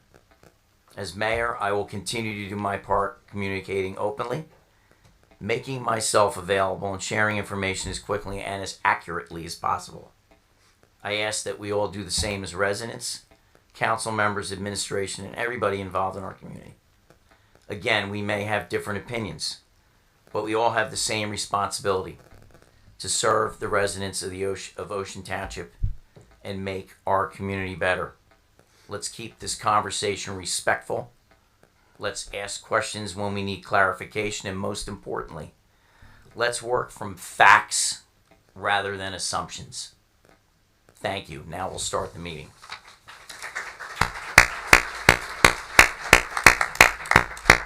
We're going to start off with the consent agenda. All matters listed under the consent will be considered routine by the Township Council and will be enacted by one motion in the form listed below. There will be no separate discussion on these items. If a discussion is desired on any item, that item will be considered separately.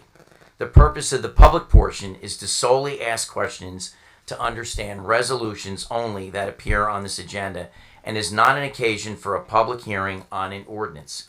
All questions not related to the agenda should be asked during the public comment section at the conclusion of this meeting. In other words, you'll ask questions on the resolutions if you have any. Then we'll move on to ordinances. And then after ordinances are done, it'll be open for the public. So, do I have a motion to approve the consent agenda? Any public questions on the consent agenda? Seeing here none, do I have a motion to approve the consent agenda? I move to approve the consent agenda. Second, Second. roll call. Achara? Yes. Fisher? Yes. Kaplan? Yes. Tellerico? Yes. Naplatani? Yes, individual action vouchers in the amount of $19,851,803.83. Someone please offer. I'll offer the vouchers. Second, Second. roll call. Achara? Yes. Fisher? Yes. Kaplan? Yes. Tellerico? Yes. Naplatani? Yes. All right, ordinance is up for adoption. I have ordinance 2550, which is an ordinance amending Chapter 12 of the Revised General Ordinances of the Township of Ocean, 1965, authorizing a stop intersection at Lincoln Drive and Colonial Avenue. Can someone please open public comment on ordinance 2550? I move to open public comment on ordinance 2550. Second, A second. roll call. Achara? Yes. Fisher? Yes. Kaplan? Yes. Tellerico? Yes. Naplatani? Yes, anyone wishing to be heard on ordinance 2550, please step up to the microphone, state your name and just section of town for the record. There's no mic, Mayor. Oh, sorry. What? Someone's coming up? I don't know, but we need it. No, let me put it. Maybe we don't. If we left it here, maybe nobody would have known. We wouldn't have had any. Yeah.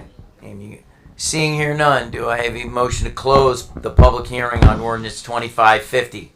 I move to close the public hearing on ordinance 2550. Second, Second. roll call. Achara? Yes. Fisher? Yes. Kaplan? Yes. Tellerico? Yes. Naplatani? Yes. Action on ordinance 2550. I move to adopt ordinance 2550 and publish according to law. Second, Second. roll call. Achara? Yes. Fisher? Yes. Kaplan? Yes. Tellerico? Yes. Naplatani? Yes, that ordinance passes. Ordinance 2551, which is an ordinance amending Chapter 12 of the Revised General Ordinances of the Township of Ocean, 1965, prohibiting parking along portions of Dwight Drive. Can someone please open public comment on ordinance 2551? I move to open public comment on ordinance 2551. Second, Second. roll call. Achara? Yes. Fisher? Yes. Kaplan? Yes. Tellerico? Yes. Naplatani? Yes. Anyone wishing to be heard on ordinance 2551, step up to the microphone. Please state your name and section of town. You don't have to give your full address. Good evening, Lois Sutton, Dwight Drive area. I'd like to commend Councilman Kaplan for bringing this ordinance. I'd like to ask the council to maybe either consider enlarging it or at another time. Stevens Street allows parking on both sides. If anyone is aware of it, it's a very small street that enters from Deal Road to Dwight Drive, and it is very dangerous if there's parking. I'd like the council to consider either amending the ordinance to not allow parking. The residents not aware of it. When we call the police, they rightly say that parking is allowed. The other thing is, with the safety issue, a lot of people park close to the corner. Is it possible for the township to authorize painting of, a line for the 50 feet so that they could be aware of that? That would be very, very helpful.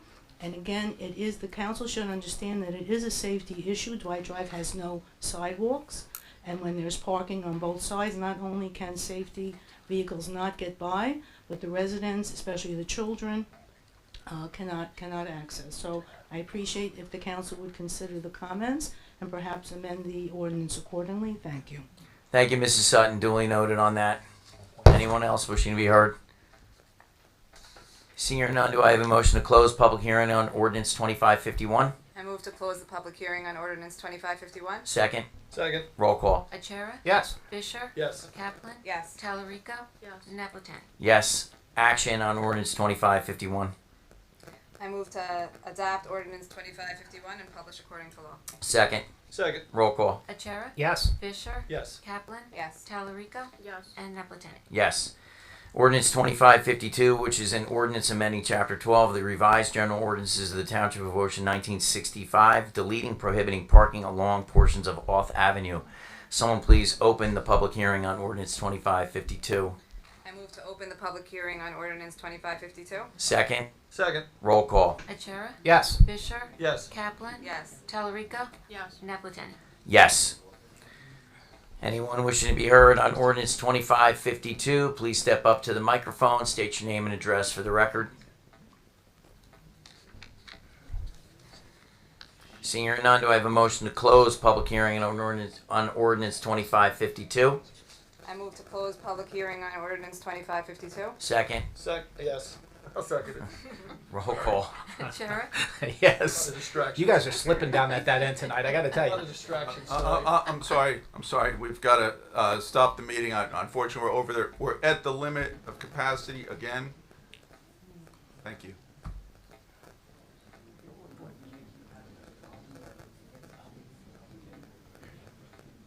No, I ask you, please tell us. Yeah. Whenever we reach capacity, if at some point we reach capacity and people can't get in, we'll have to stop the meeting. To close it. But yeah, please let us know. Thank you. Okay. Go ahead. Jesse, roll call. Achara? Yes. Fisher? Yes. Kaplan? Yes. Talerico? Yes. Naplatani? Yes. Action on ordinance 2552. I move to adopt ordinance 2552 and publish according to law. Second. Second. Roll call. Achara? Yes. Fisher? Yes. Kaplan? Yes. Talerico? Yes. Naplatani? Yes. Ordinance 2553, which is an ordinance amending ordinance 2338 entitled an ordinance fixing salaries and compensation of certain offices, positions, and employees in the Township of Ocean. Someone please open the public discussion on ordinance 2553. I move to open the public discussion on ordinance 2553. Second. Second. Roll call. Achara? Yes. Fisher? Yes. Kaplan? Yes. Talerico? Yes. Naplatani? Yes. Anyone wishing to be heard on ordinance 2553, please step up to the microphone, state your name and address for the record.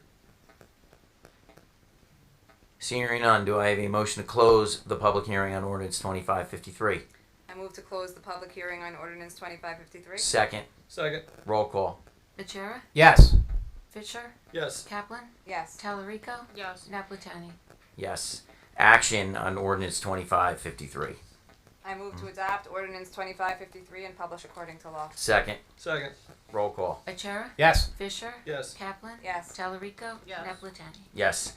Ordinance 2554 has been pulled till the next meeting. Ordinance 2555, which is a bond ordinance providing for the acquisition of various capital vehicles and equipment appropriating $2,080,000 thereof, authorizing the issuance of $1,980,100 in bonds and notes to finance a portion of the cost. Someone please open public hearing on ordinance 2555.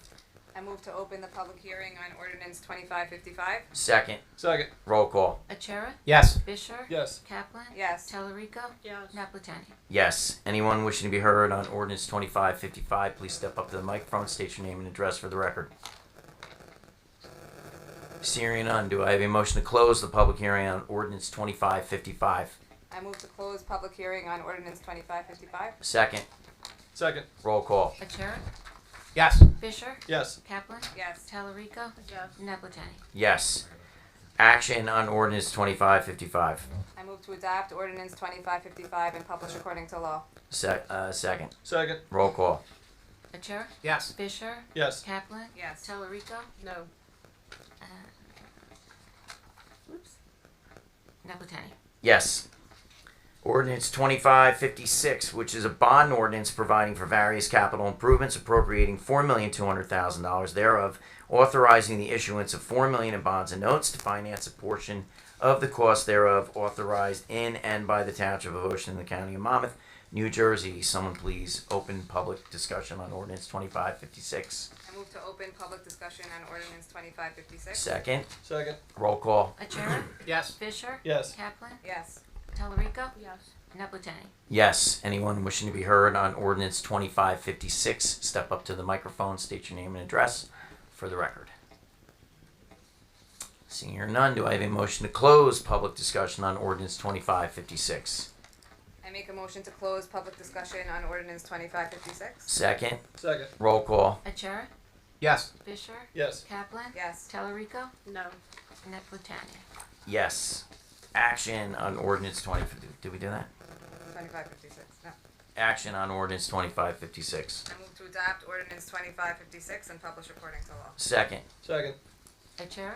Yes. Fisher, Yes. Kaplan, Yes. Talarico, No. and Napletani. Yes.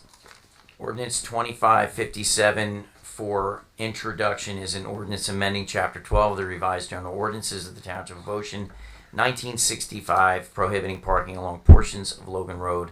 Someone please introduce ordinance 2557. I move to introduce ordinance number 2557. Second. Second. Roll call. Achara, Yes. Fisher, Yes. Kaplan, Yes. Talarico, Yes. Napletani. Yes. That will have its public hearing on the 9th of September. Ordinance 2558. An ordinance amending Chapter 6 of the Revised General Ordinances of the Township of Ocean, 1965, entitled Buildings, Section 6-5, Fire Prevention, Administration, and Enforcement of State Standards, subsection 6-5.6, Smoke Detectors, Carbon Monoxide Detectors, and Fire Extinguishers. Someone please introduce Ordinance 2558. I move to introduce ordinance 2558. Second. Second. Roll call. Achara, Yes. Fisher, Yes. Kaplan, Yes. Talarico, Yes. Napletani. Yes, that too will have its public hearing on the 9th of September. Ordinance 2559, which is an ordinance amending Chapter 12 of the Revised General Ordinances of the Township of Ocean, 1965, prohibiting parking along portions of Ivy Place. Someone please introduce Ordinance 2559. I move to introduce ordinance 2559. Second. Second. Roll call. Achara, Yes. Fisher, Yes. Kaplan, Yes. Talarico, Yes. Napletani. Yes, that too will have its public hearing on the 9th of September. Ordinance 2560, which is an ordinance authorizing the change in the municipal election date for the township from May to November. Someone please introduce Ordinance 2560. I move to introduce ordinance 2560. Second. Second. Roll call. Achara, Yes. Fisher, Yes. Kaplan, Yes. Talarico, Yes. and Napletani. Yes, that too will have its public hearing on the 10th of September. Ordinance 2561. An ordinance amending and supplementing Chapter 21 of the Comprehensive Land Development Ordinance of the Township of Ocean, Section 21-6.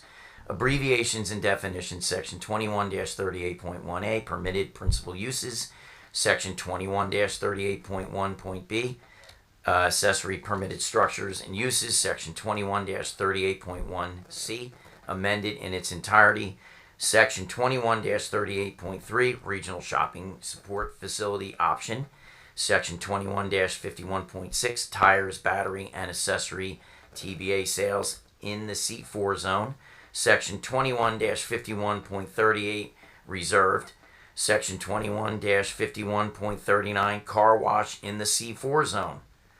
Woo! Someone please introduce that one. I don't want to do it again. I move to introduce ordinance 2561. Second.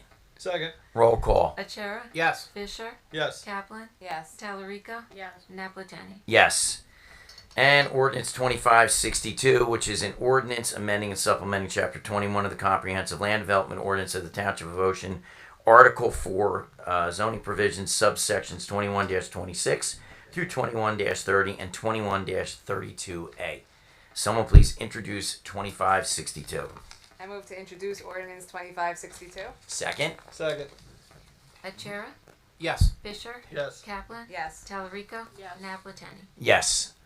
And that too will have its public hearing on the 10th of September. Before we open this up for public comment, our attorney is going to read a statement. Before he reads it, I'm going to echo what his sentiments are, and then we'll invite you up to speak. I'll say I'd like it to remain respectful tonight. During this public comment period, which is going to be right after this, people here in the room are limited to 3 minutes of speaking. These are the rules of the public comment period. Speakers and members of the public should at all times maintain proper decorum and shall make their comments in a respectful and civil manner. No person shall at any time engage in any personally offensive or abusive remarks to the mayor, city council, any city employee, city professional, or any member of the public.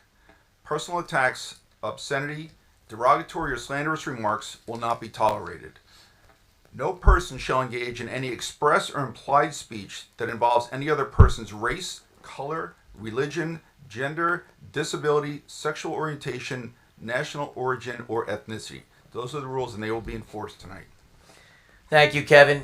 Therefore, now I will invite people up to the microphone. Again, please state your name and address for the record. The microphone's right up here in the front. Is the green light still on? Yeah, let's see.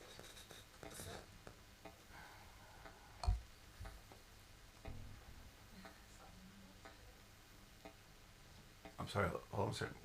Officer, we okay? Okay. Okay. It's not turning you.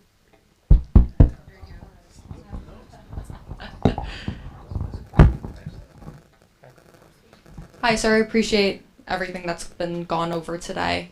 I just have a Name and address for the record. name and address. Okay, so Taya Cartana Walsh, address 231B Eden Crest Drive, Edentown. Just your town. Just Name and for town. everyone's reference. Name and town. Name and town is enough. Taya Cartana fine. Walsh, Edentown. Thank you. Perfect. Okay, so I used to reside in Ocean Township, but I have a love for it. You know, my kids ride their bikes through it. They are friends with all the friends in Edentown. Ocean Township and Edentown. We find friends wherever. But my biggest concern today was just I heard the rules that just happened, and I was just wondering, like, for the record, has that been read aloud in the past forums before? I'll say this. These are rules of the council that are actually in the code of the township and the ordinances of the township. Because I read those codes. I did Yep. not necessarily see that specifically, but I know that was read aloud today, but I'm not sure if that was read It was aloud read past. back in July. Yeah, Back in until July? a few minutes ago, we didn't perceive a need to read them out loud, but now there's a need. I just want everybody to know what the rules are. Okay, well, that is definitely good to know, and I will definitely follow those rules 100% as followed. But I don't think that those rules were necessarily dictated in the past forums to go when people can publicly speak. But my biggest issue is not anything. Yeah? I'm sorry. Sorry. I'm sorry to say. Oh, no, don't worry. We are one over the limit. There is someone out in the hallway that would like to come in. So, unfortunately, I'm going to have to stop the meeting. If anyone would volunteer. Thank you, ma'am. Appreciate it. Drop the mic. No, you can still go. No, I'm sorry. I didn't mean to interrupt. No, don't worry, don't worry. Go ahead, please. Yeah, okay. So just my biggest issue is, Mayor, I know that you're a family man. You're one for the community. I definitely know that, like, wholeheartedly. Something that I stand upon is people being able to have the right to speak. That's my biggest thing. And last, I saw a video that circulated, and it does say that you said to sue away. And my only issue, my only issue with that is the fact of the matter of that would be honestly violating an amendment that we have to speak. And if there wasn't something that was said like that in the beginning of the forum, or the public speaking for everybody to speak, that would be a Hold on.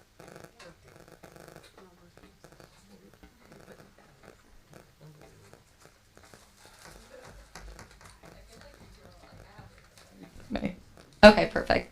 And my only thing is, I have no dislike, no hate, no nothing. My only biggest thing is that my kids have an ability to speak as they grow older, and whatever their qualms may be, that's what they're able to speak. And my biggest thing is that you would say something like that and know that it was a violation. If you're going to say sue away, that means you know you were violated. So I wanted you to speak on that. Sorry. Taya, you do know me well. You know your brothers are at my house a lot. I know your family extremely well, your mom and dad, and I'm pretty sure you're raising your children a lot better than some other people around, so I'm pretty sure they'd be allowed to speak, no problem. I duly noted on your comment. Thank you. Anyone else wishing to be heard, please step up to the microphone. State your name and town for the address, for the record.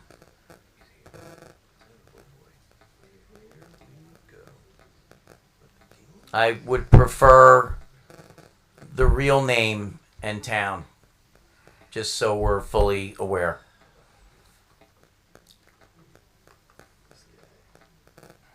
Yes, sir. Yeah, that would be a First Amendment violation. Turn the mic on, please.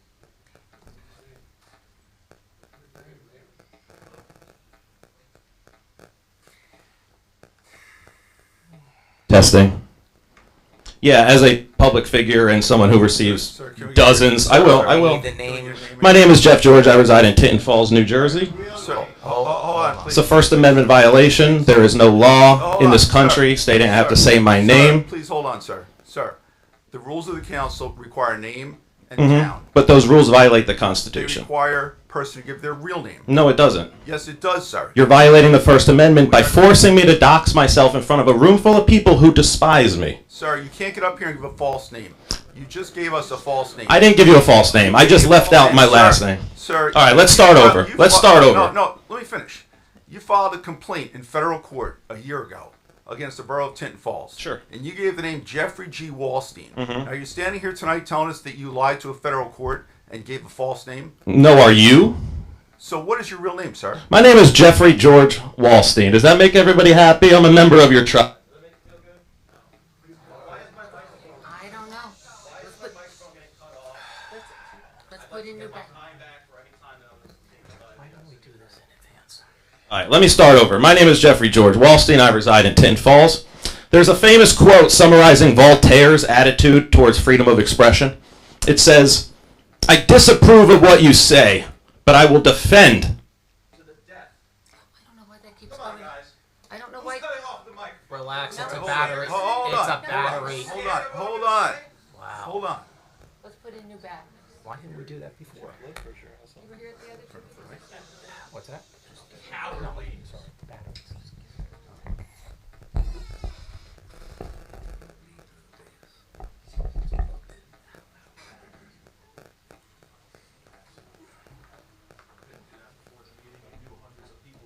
Sir, I ask you, sir, we can't record you, so if you wait till the microphone's back on.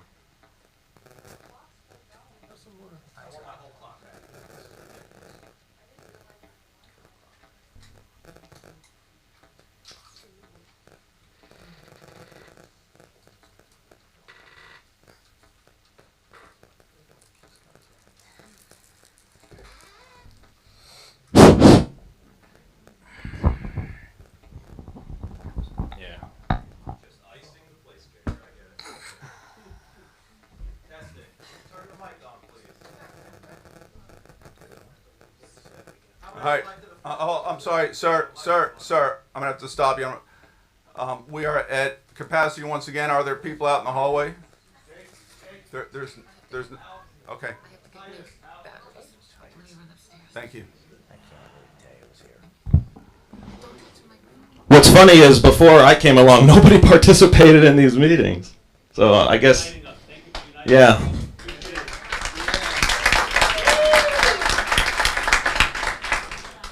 Can I start over with 3 minutes? Permission? Sure. Okay, thank you. My name is Jeffrey George Wallstein. I reside in Tinton Falls. I am at Jersey Goy on social media.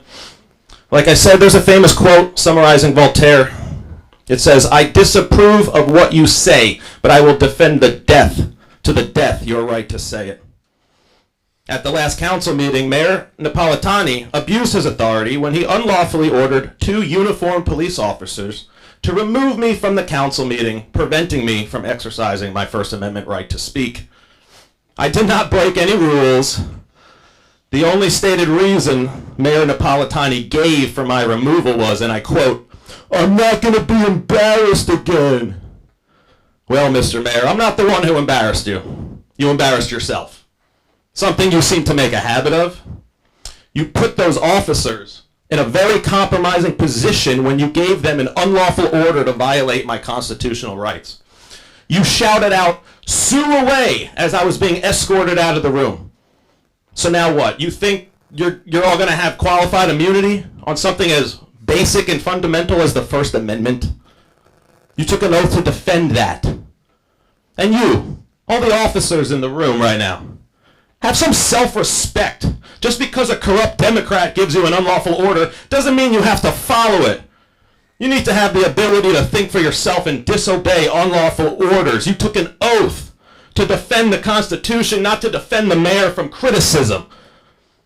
Mayor Napolitani thinks he can use cancel culture tactics on me like it's still 2016, like that still works. This guy goes on social media and basically says, "Bad man says mean words." Well, sir, We may not be chosen, but Goyim have rights too. Even anti-Semites have constitutionally protected right to speak. That's why we have the First Amendment, not to protect you from me, but to protect me from you. And the city attorney knows that, but he's a coward also. I'd love to point out the irony of Mayor Napolitani going on social media to share Martin Niemöller's poem shortly after using the power of government to violate a citizen's rights simply because of their political and religious beliefs. Sir, I think you completely missed the point of that poem. You're the tyrant in this situation. I know you think of yourself as this great social justice warrior, but you're not. Okay, time's up. That's it. Okay. Thank you for your comment. Thank you. That's Jesus Christ is King. Thank you. Good night. same exact message you left on my voicemail. You just missed a piece. Anyone else wishing to be heard? Sir.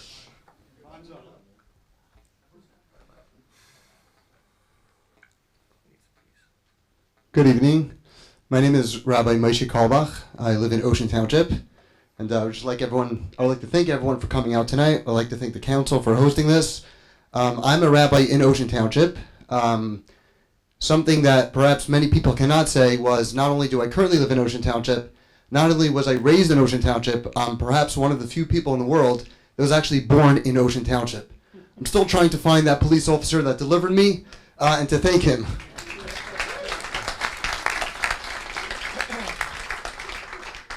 Ocean Township has been an absolutely wonderful place. After I got married, I have moved back here to raise my children with my wife, and I would like to thank the people that are responsible for making it such a beautiful place. First of all the residents, my wonderful neighbors, people that serve all different types of faiths, people that come from all different walks of life, and then on all sorts of different governmental levels, the mayor, the entire council. I'm concerned I may leave out some names, but I do want to include absolutely every single person. I would like to thank the Ocean Township Police Department for their incredible job.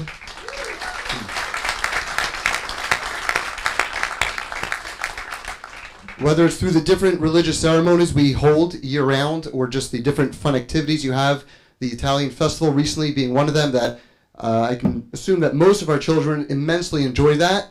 And I would also want to thank the fire department for keeping us safe. A member of our synagogue just had, unfortunately, a call, and the fire department was crucial in saving the family and hopefully most of the house as well.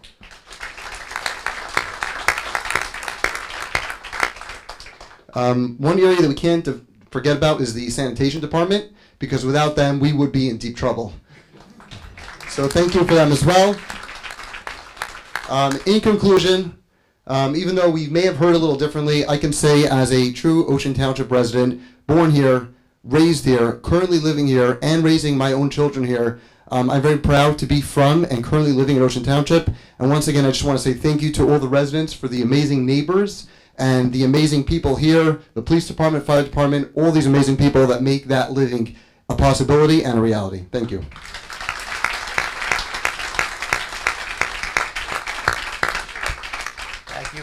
Thank you, Rabbi. My best to your family as well, and your dad.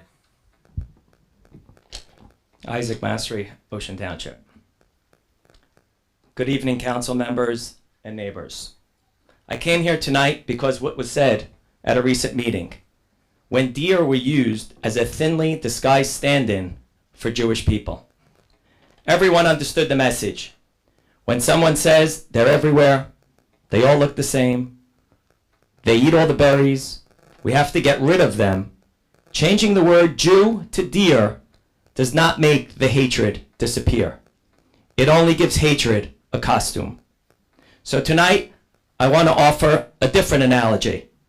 Here in New Jersey, we know the spotted lanternfly. It shows up where it is not wanted. It spreads quickly. It jumps into places where people are simply trying to live their lives. And if you ignore it long enough, it multiplies. This is what anti-Semitism is like. Anti-Semitism is the lanternfly. You can be sitting peacefully, raising your family, running your business, going to school, attending synagogue, or simply trying to be a good neighbor, and suddenly, there it is again. The old accusation, the old stereotype, The old conspiracy theory, the old suggestion that Jews are somehow too numerous, too powerful, too different, too successful, too visible, or simply do not belong. Anti-Semitism has survived for centuries because every generation thinks it can ignore a few ugly words. But ugly words do not always remain words. Hatred spreads when decent people shrug at it. And that is why I'm asking this council and this community to be clear. There is no clever metaphor that makes anti-Semitism acceptable. There is no joke that makes it harmless. There is no code word that makes it respectable. There is no place in Ocean Township civic life for language suggesting that an entire group of our neighbors should be feared, pushed out, removed, or treated as less American than anyone else. Jewish residents are not dear to be relocated. They are our neighbors. They are our families. They are business owners, teachers, doctors, parents, grandparents, children, volunteers, taxpayers, and citizens. They belong here as much as anyone else. If there is something our community that needs to be driven out, it is not the Jewish community. It is anti-Semitism. And when we see the lantern fly of hatred land in our public square, we should not pretend we did not notice it. We should name it, we should reject it, and we should make sure it does not spread. Thank you.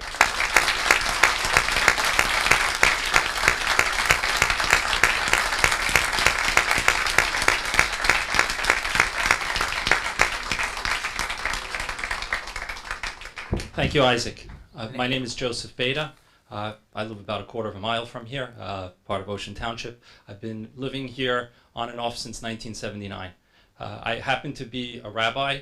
I serve actually in Brooklyn, New York, but I spend a lot of my time here in New Jersey, in the Township of Ocean, because it's a place that I love dearly. And I want to tell you why I love it so dearly. With an A. I love it so deeply because this place represents the best of America. America is a special, special country. It's a place like no other on earth because it says to anyone who wants to come and be a part of the amazing American experience that is dedicated to making the place great for all, come and be a part of it. And the Township of Ocean, since 1979, I remember it as a very young boy, has always been this way. People of all faiths, all backgrounds, all styles, all looks, all colors, all abilities have moved here, have lived here, have worked together, have celebrated together, have mourned together. And it's a microcosm of the United States of America. It should always be this way. This is the place that we know and that we love. It's a small town that represents this great nation. Let's always keep it this way. May God bless America. Thank you. Thank you.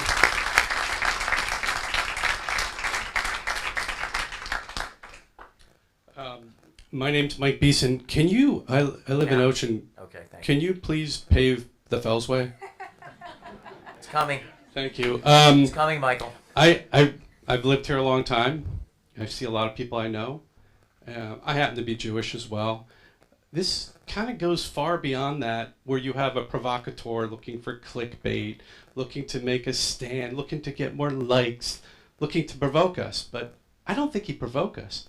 I think he brought us together. And I mean, anti-Semitism, anti-Muslim activity, anti-Hispanic, it's all out there in the open. I was just at dinner the other night with my son and somebody made an anti-Semitic comment. I didn't walk away from it. I let that person know it was disgusting, and it was a teachable moment for my son. But I have two immigrant children who drive with their passport cards. This is the world we live in now, where ICE comes and picks people up, where people are afraid to go to work. What this provocateur is doing is trying to divide us. But we have to stand up for everybody. This is a great community. I mean, Wayside School, when my kids were, multi languages spoken there, diverse, our kids all get along. They show us the way. What I don't want, and I want to thank you all, because it doesn't matter what party you are. You were all united against this person just trying to buzz things up. So thank you for that. But we have to just point it out. Don't let it continue, and use it as a teachable moment. I don't think we should ignore him, but I don't think we should. He's just looking for clickbait. He's looking to make a stand, and whatever's going on in his own life, however sad he may be, I don't know what goes on in his house, and I actually feel sorry for him that he has to come out on a Thursday night and try to charge people up. So it's a sad man, a sad story, and there's many like him. But we have to stand united, and I'm proud to be an Ocean Township resident tonight. Thank you. Thank you. Anyone else wishing to be heard, please step up to the microphone. Each state your name and address for the record.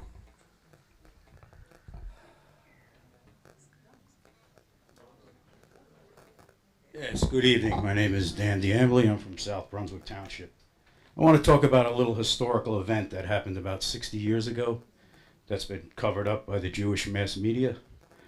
So on June 8th, 1967 is a date which should be seared into the memory of every American patriot. On this day, the forces of international Zionism, acting through the Jewish supremacist state of Israel, launched a cowardly sneak attack against the unarmed American intelligence gathering ship, the USS Liberty, in the eastern Mediterranean. Israel had begun its latest land grab against its Arab neighbors 4 days earlier and did not want the American ally to learn its battle plan. At first light on that fateful day, an Israeli reconnaissance plane flew slowly over the Liberty 3 times. The Jewish aircraft clearly observed the fact that the ship was unarmed. Can I reclaim my time from these interruptions, or are you going to allow that to go on? Please, excuse me. Let's just let him speak. See, the truth, like garlic to a vampire. At first light on that fateful day, an Israeli reconnaissance plane flew slowly over the Liberty 3 times. The Jewish aircraft clearly observed the fact that the ship was unarmed, seeing the hull numbers, identifying the Liberty as an American ship, and the large American flag flying from its mast. The Jews continued to fly a recon mission over the Liberty the entire morning, keeping a close watch on the ship and reporting back to their base that it was an American ship. At 2 p.m. that afternoon, several Israeli jet fighters flew towards the Liberty and started firing rockets, 30mm cannon ordnance, and dropping napalm on the ship's deck, killing a large number of American sailors. The Jewish aircraft made pass after pass over the Liberty, riddling it with explosive ordnance. Soon, 3 Israeli torpedo boats joined in the vicious attack, firing cannons at the ship, and then launching a torpedo, which made a direct hit below the Liberty's waterline, killing 22 American sailors immediately. But the gallant Liberty would not sink, and the crew members fought back with the only weapons they had, 50 caliber machine guns. Ultimately, 34 American servicemen were slaughtered by the treacherous Zionist criminal state of Israel. No military reprisals were taken, and the entire affair was quickly hushed up by the Jewish-controlled mass media. When the American government is finally back under the control of patriotic national forces, there will have to be consequences for the perpetrators of this foul act. The European Heritage Association extends our heartfelt sympathy to the families of the brave men who were killed and to the heroic survivors who upheld the finest traditions of the American fighting man. Know that this stain on our national honor will not go unpunished. Ave Christus Rex. Thank you.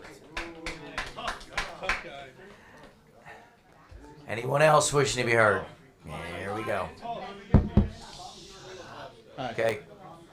Thank you. I'd like to thank that gentleman for driving all the way in from South Brunswick to spread a lot of lies, or maybe he's just not informed of the truth. Fortunately, I actually have been studying Israeli You got to history speak for the into the last mic. 2 years. Need your name and address for the record, please. I'm sorry. My name is Morris Tabush. I've been living in Ocean Township for about the last 45 years.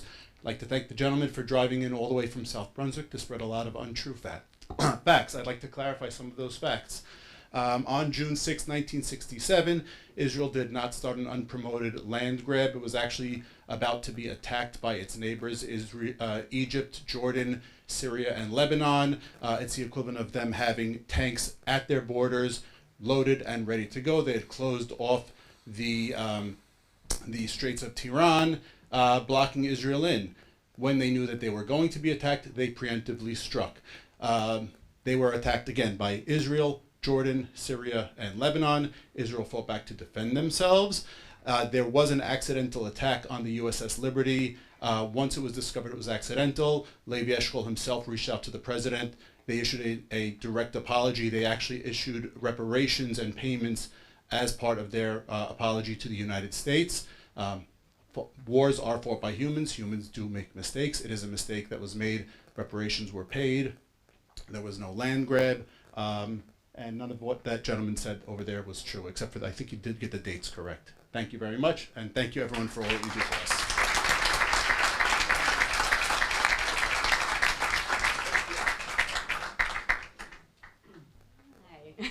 Hi there, Maria Bonifant, Ocean Township. I just have a question because I don't come to these very often and I'm listening to everything that's going. Isn't this supposed to be like Ocean Township residents voicing Ocean Township concerns? I'll let my attorney answer that one. I'm like, so far we've covered history, politics, like national and international politics, and I'm like, aren't we building a big development on Highway 35 that everybody's concerned about, and we're talking about like other foreign countries? Anyway, just a question. If it's a real question. It's a real question. I'm like confused. This is the Ocean Township Council meeting regarding matters of Ocean Township. So yes, I agree with you that it's better to have people go to speak about Ocean Township. There's matters. no rule about that? We try to steer things in that direction, but the First Amendment does allow people to get up and talk about anything they want, whether it's productive or not. But this is Ocean, like your time is all paid for by our tax dollars, so shouldn't it at least be just Ocean Township residents exercising that free speech, maybe? We can make that recommendation. I think that we might need, I'm like, because otherwise it gives, it just we don't strikes make me. The rules. Yeah, well, it just strikes me that it gives the opportunity for disruptors to take over when we need to talk about things that are relevant to our town. You know, just an observation, but can we explore that possibility? Yes. Restricting. We can reach out to some legislators and see if there's some laws that potentially. I think they probably be they amenable might. to it. Thank you very much. Thank you. Anyone else wishing to be heard, please step up to the microphone, state your name and address for the record. Hi, my name is Elliot, resident of Ocean Township, on and off for the past 25 years. I wasn't really planning on speaking tonight, but after hearing a few people, there's a few thoughts on my mind I wanted to say. About 10 years ago or so, I was at Fireman's Field with my young son, sitting on one of the benches on the gazebo that's now gone, replaced with a much worse playground, by the way, but that's besides the point. And I saw a swastika on the bench.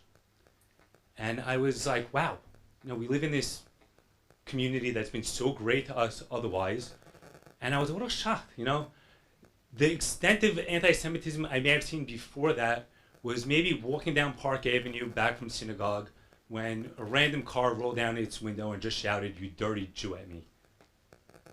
And for the past 15, 20 years since those incidents, I probably hadn't thought much about it. But after hearing an individual stand up at this very podium and spew hatred and bigotry towards the Jewish people, telling us that we don't belong here, that we should be driven to, Ocean County and upstate New York, we cannot stay silent. Silence is, complacency. We cannot accept that. And, I thank this council and the mayor and the township for all the support, for doing whatever's in your power to silence that. But, I just wanted to make a statement that, it's not just words, that these words and rhetoric is what incites violence. And if you look through Jewish history, it's always started with the words first, and then the violence and persecution of our people came after. So thank you everyone for showing up, for being there to support us. Thank you, council, for listening to us and being very supportive to the Jewish people. Thank you. Anyone else wishing to be heard, please step up to the microphone, state your name and address for the record.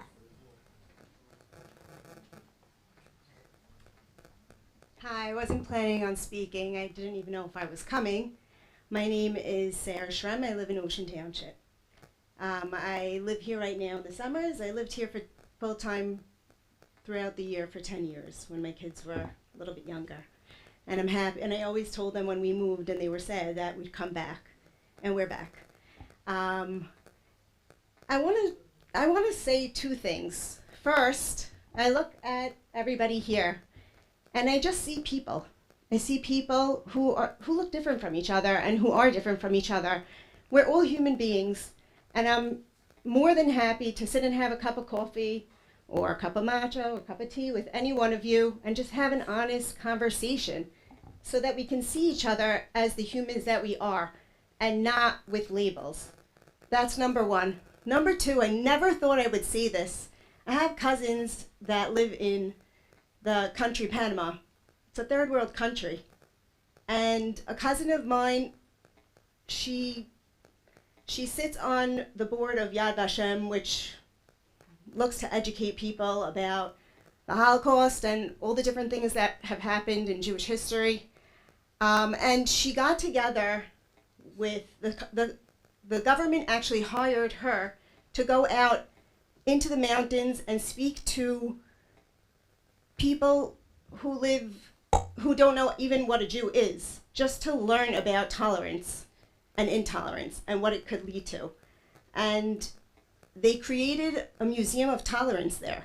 And there's a Jewish section, and there's a Christian section, and there's all kinds of sections in the museum that speak to world history of people who were affected by intolerance. And when she asked the government why they were so passionate about this, they said, if it could happen there, it could happen here. And it's the same situation with just different details.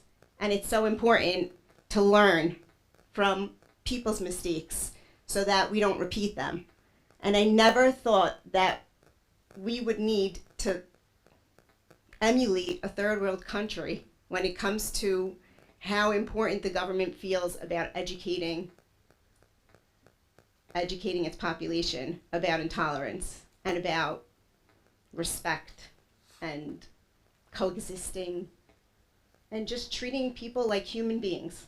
So I invite any one of you to come see me and make a date for a cup of coffee, because I'm more than happy to sit with anybody. Thank you. Thank you. Anyone else wishing to be heard, please step up to the microphone, state your name and address for the record.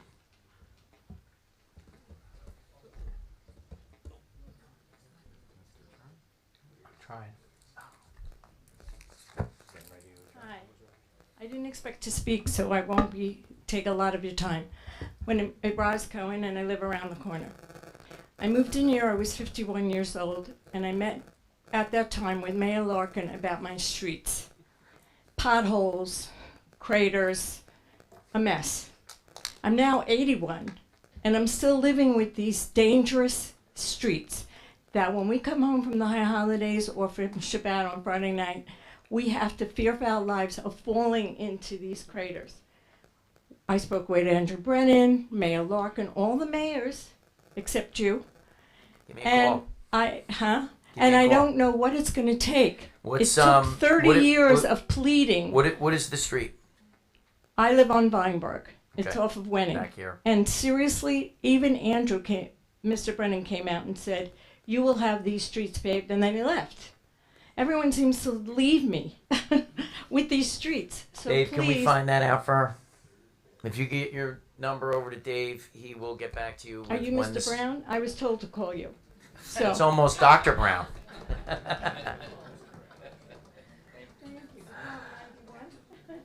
Yeah, can we do that, Dave, before she's 91? Before I'm 91. She said it, not me. Thank you for your time.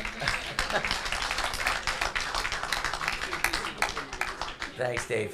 Anyone else wishing to be heard, please step up to the microphone, state your name and address for the record. Seeing none, do I have a motion to adjourn? So moved. Second. Second. All in favor? Aye. Motion adjourned. Meeting's adjourned.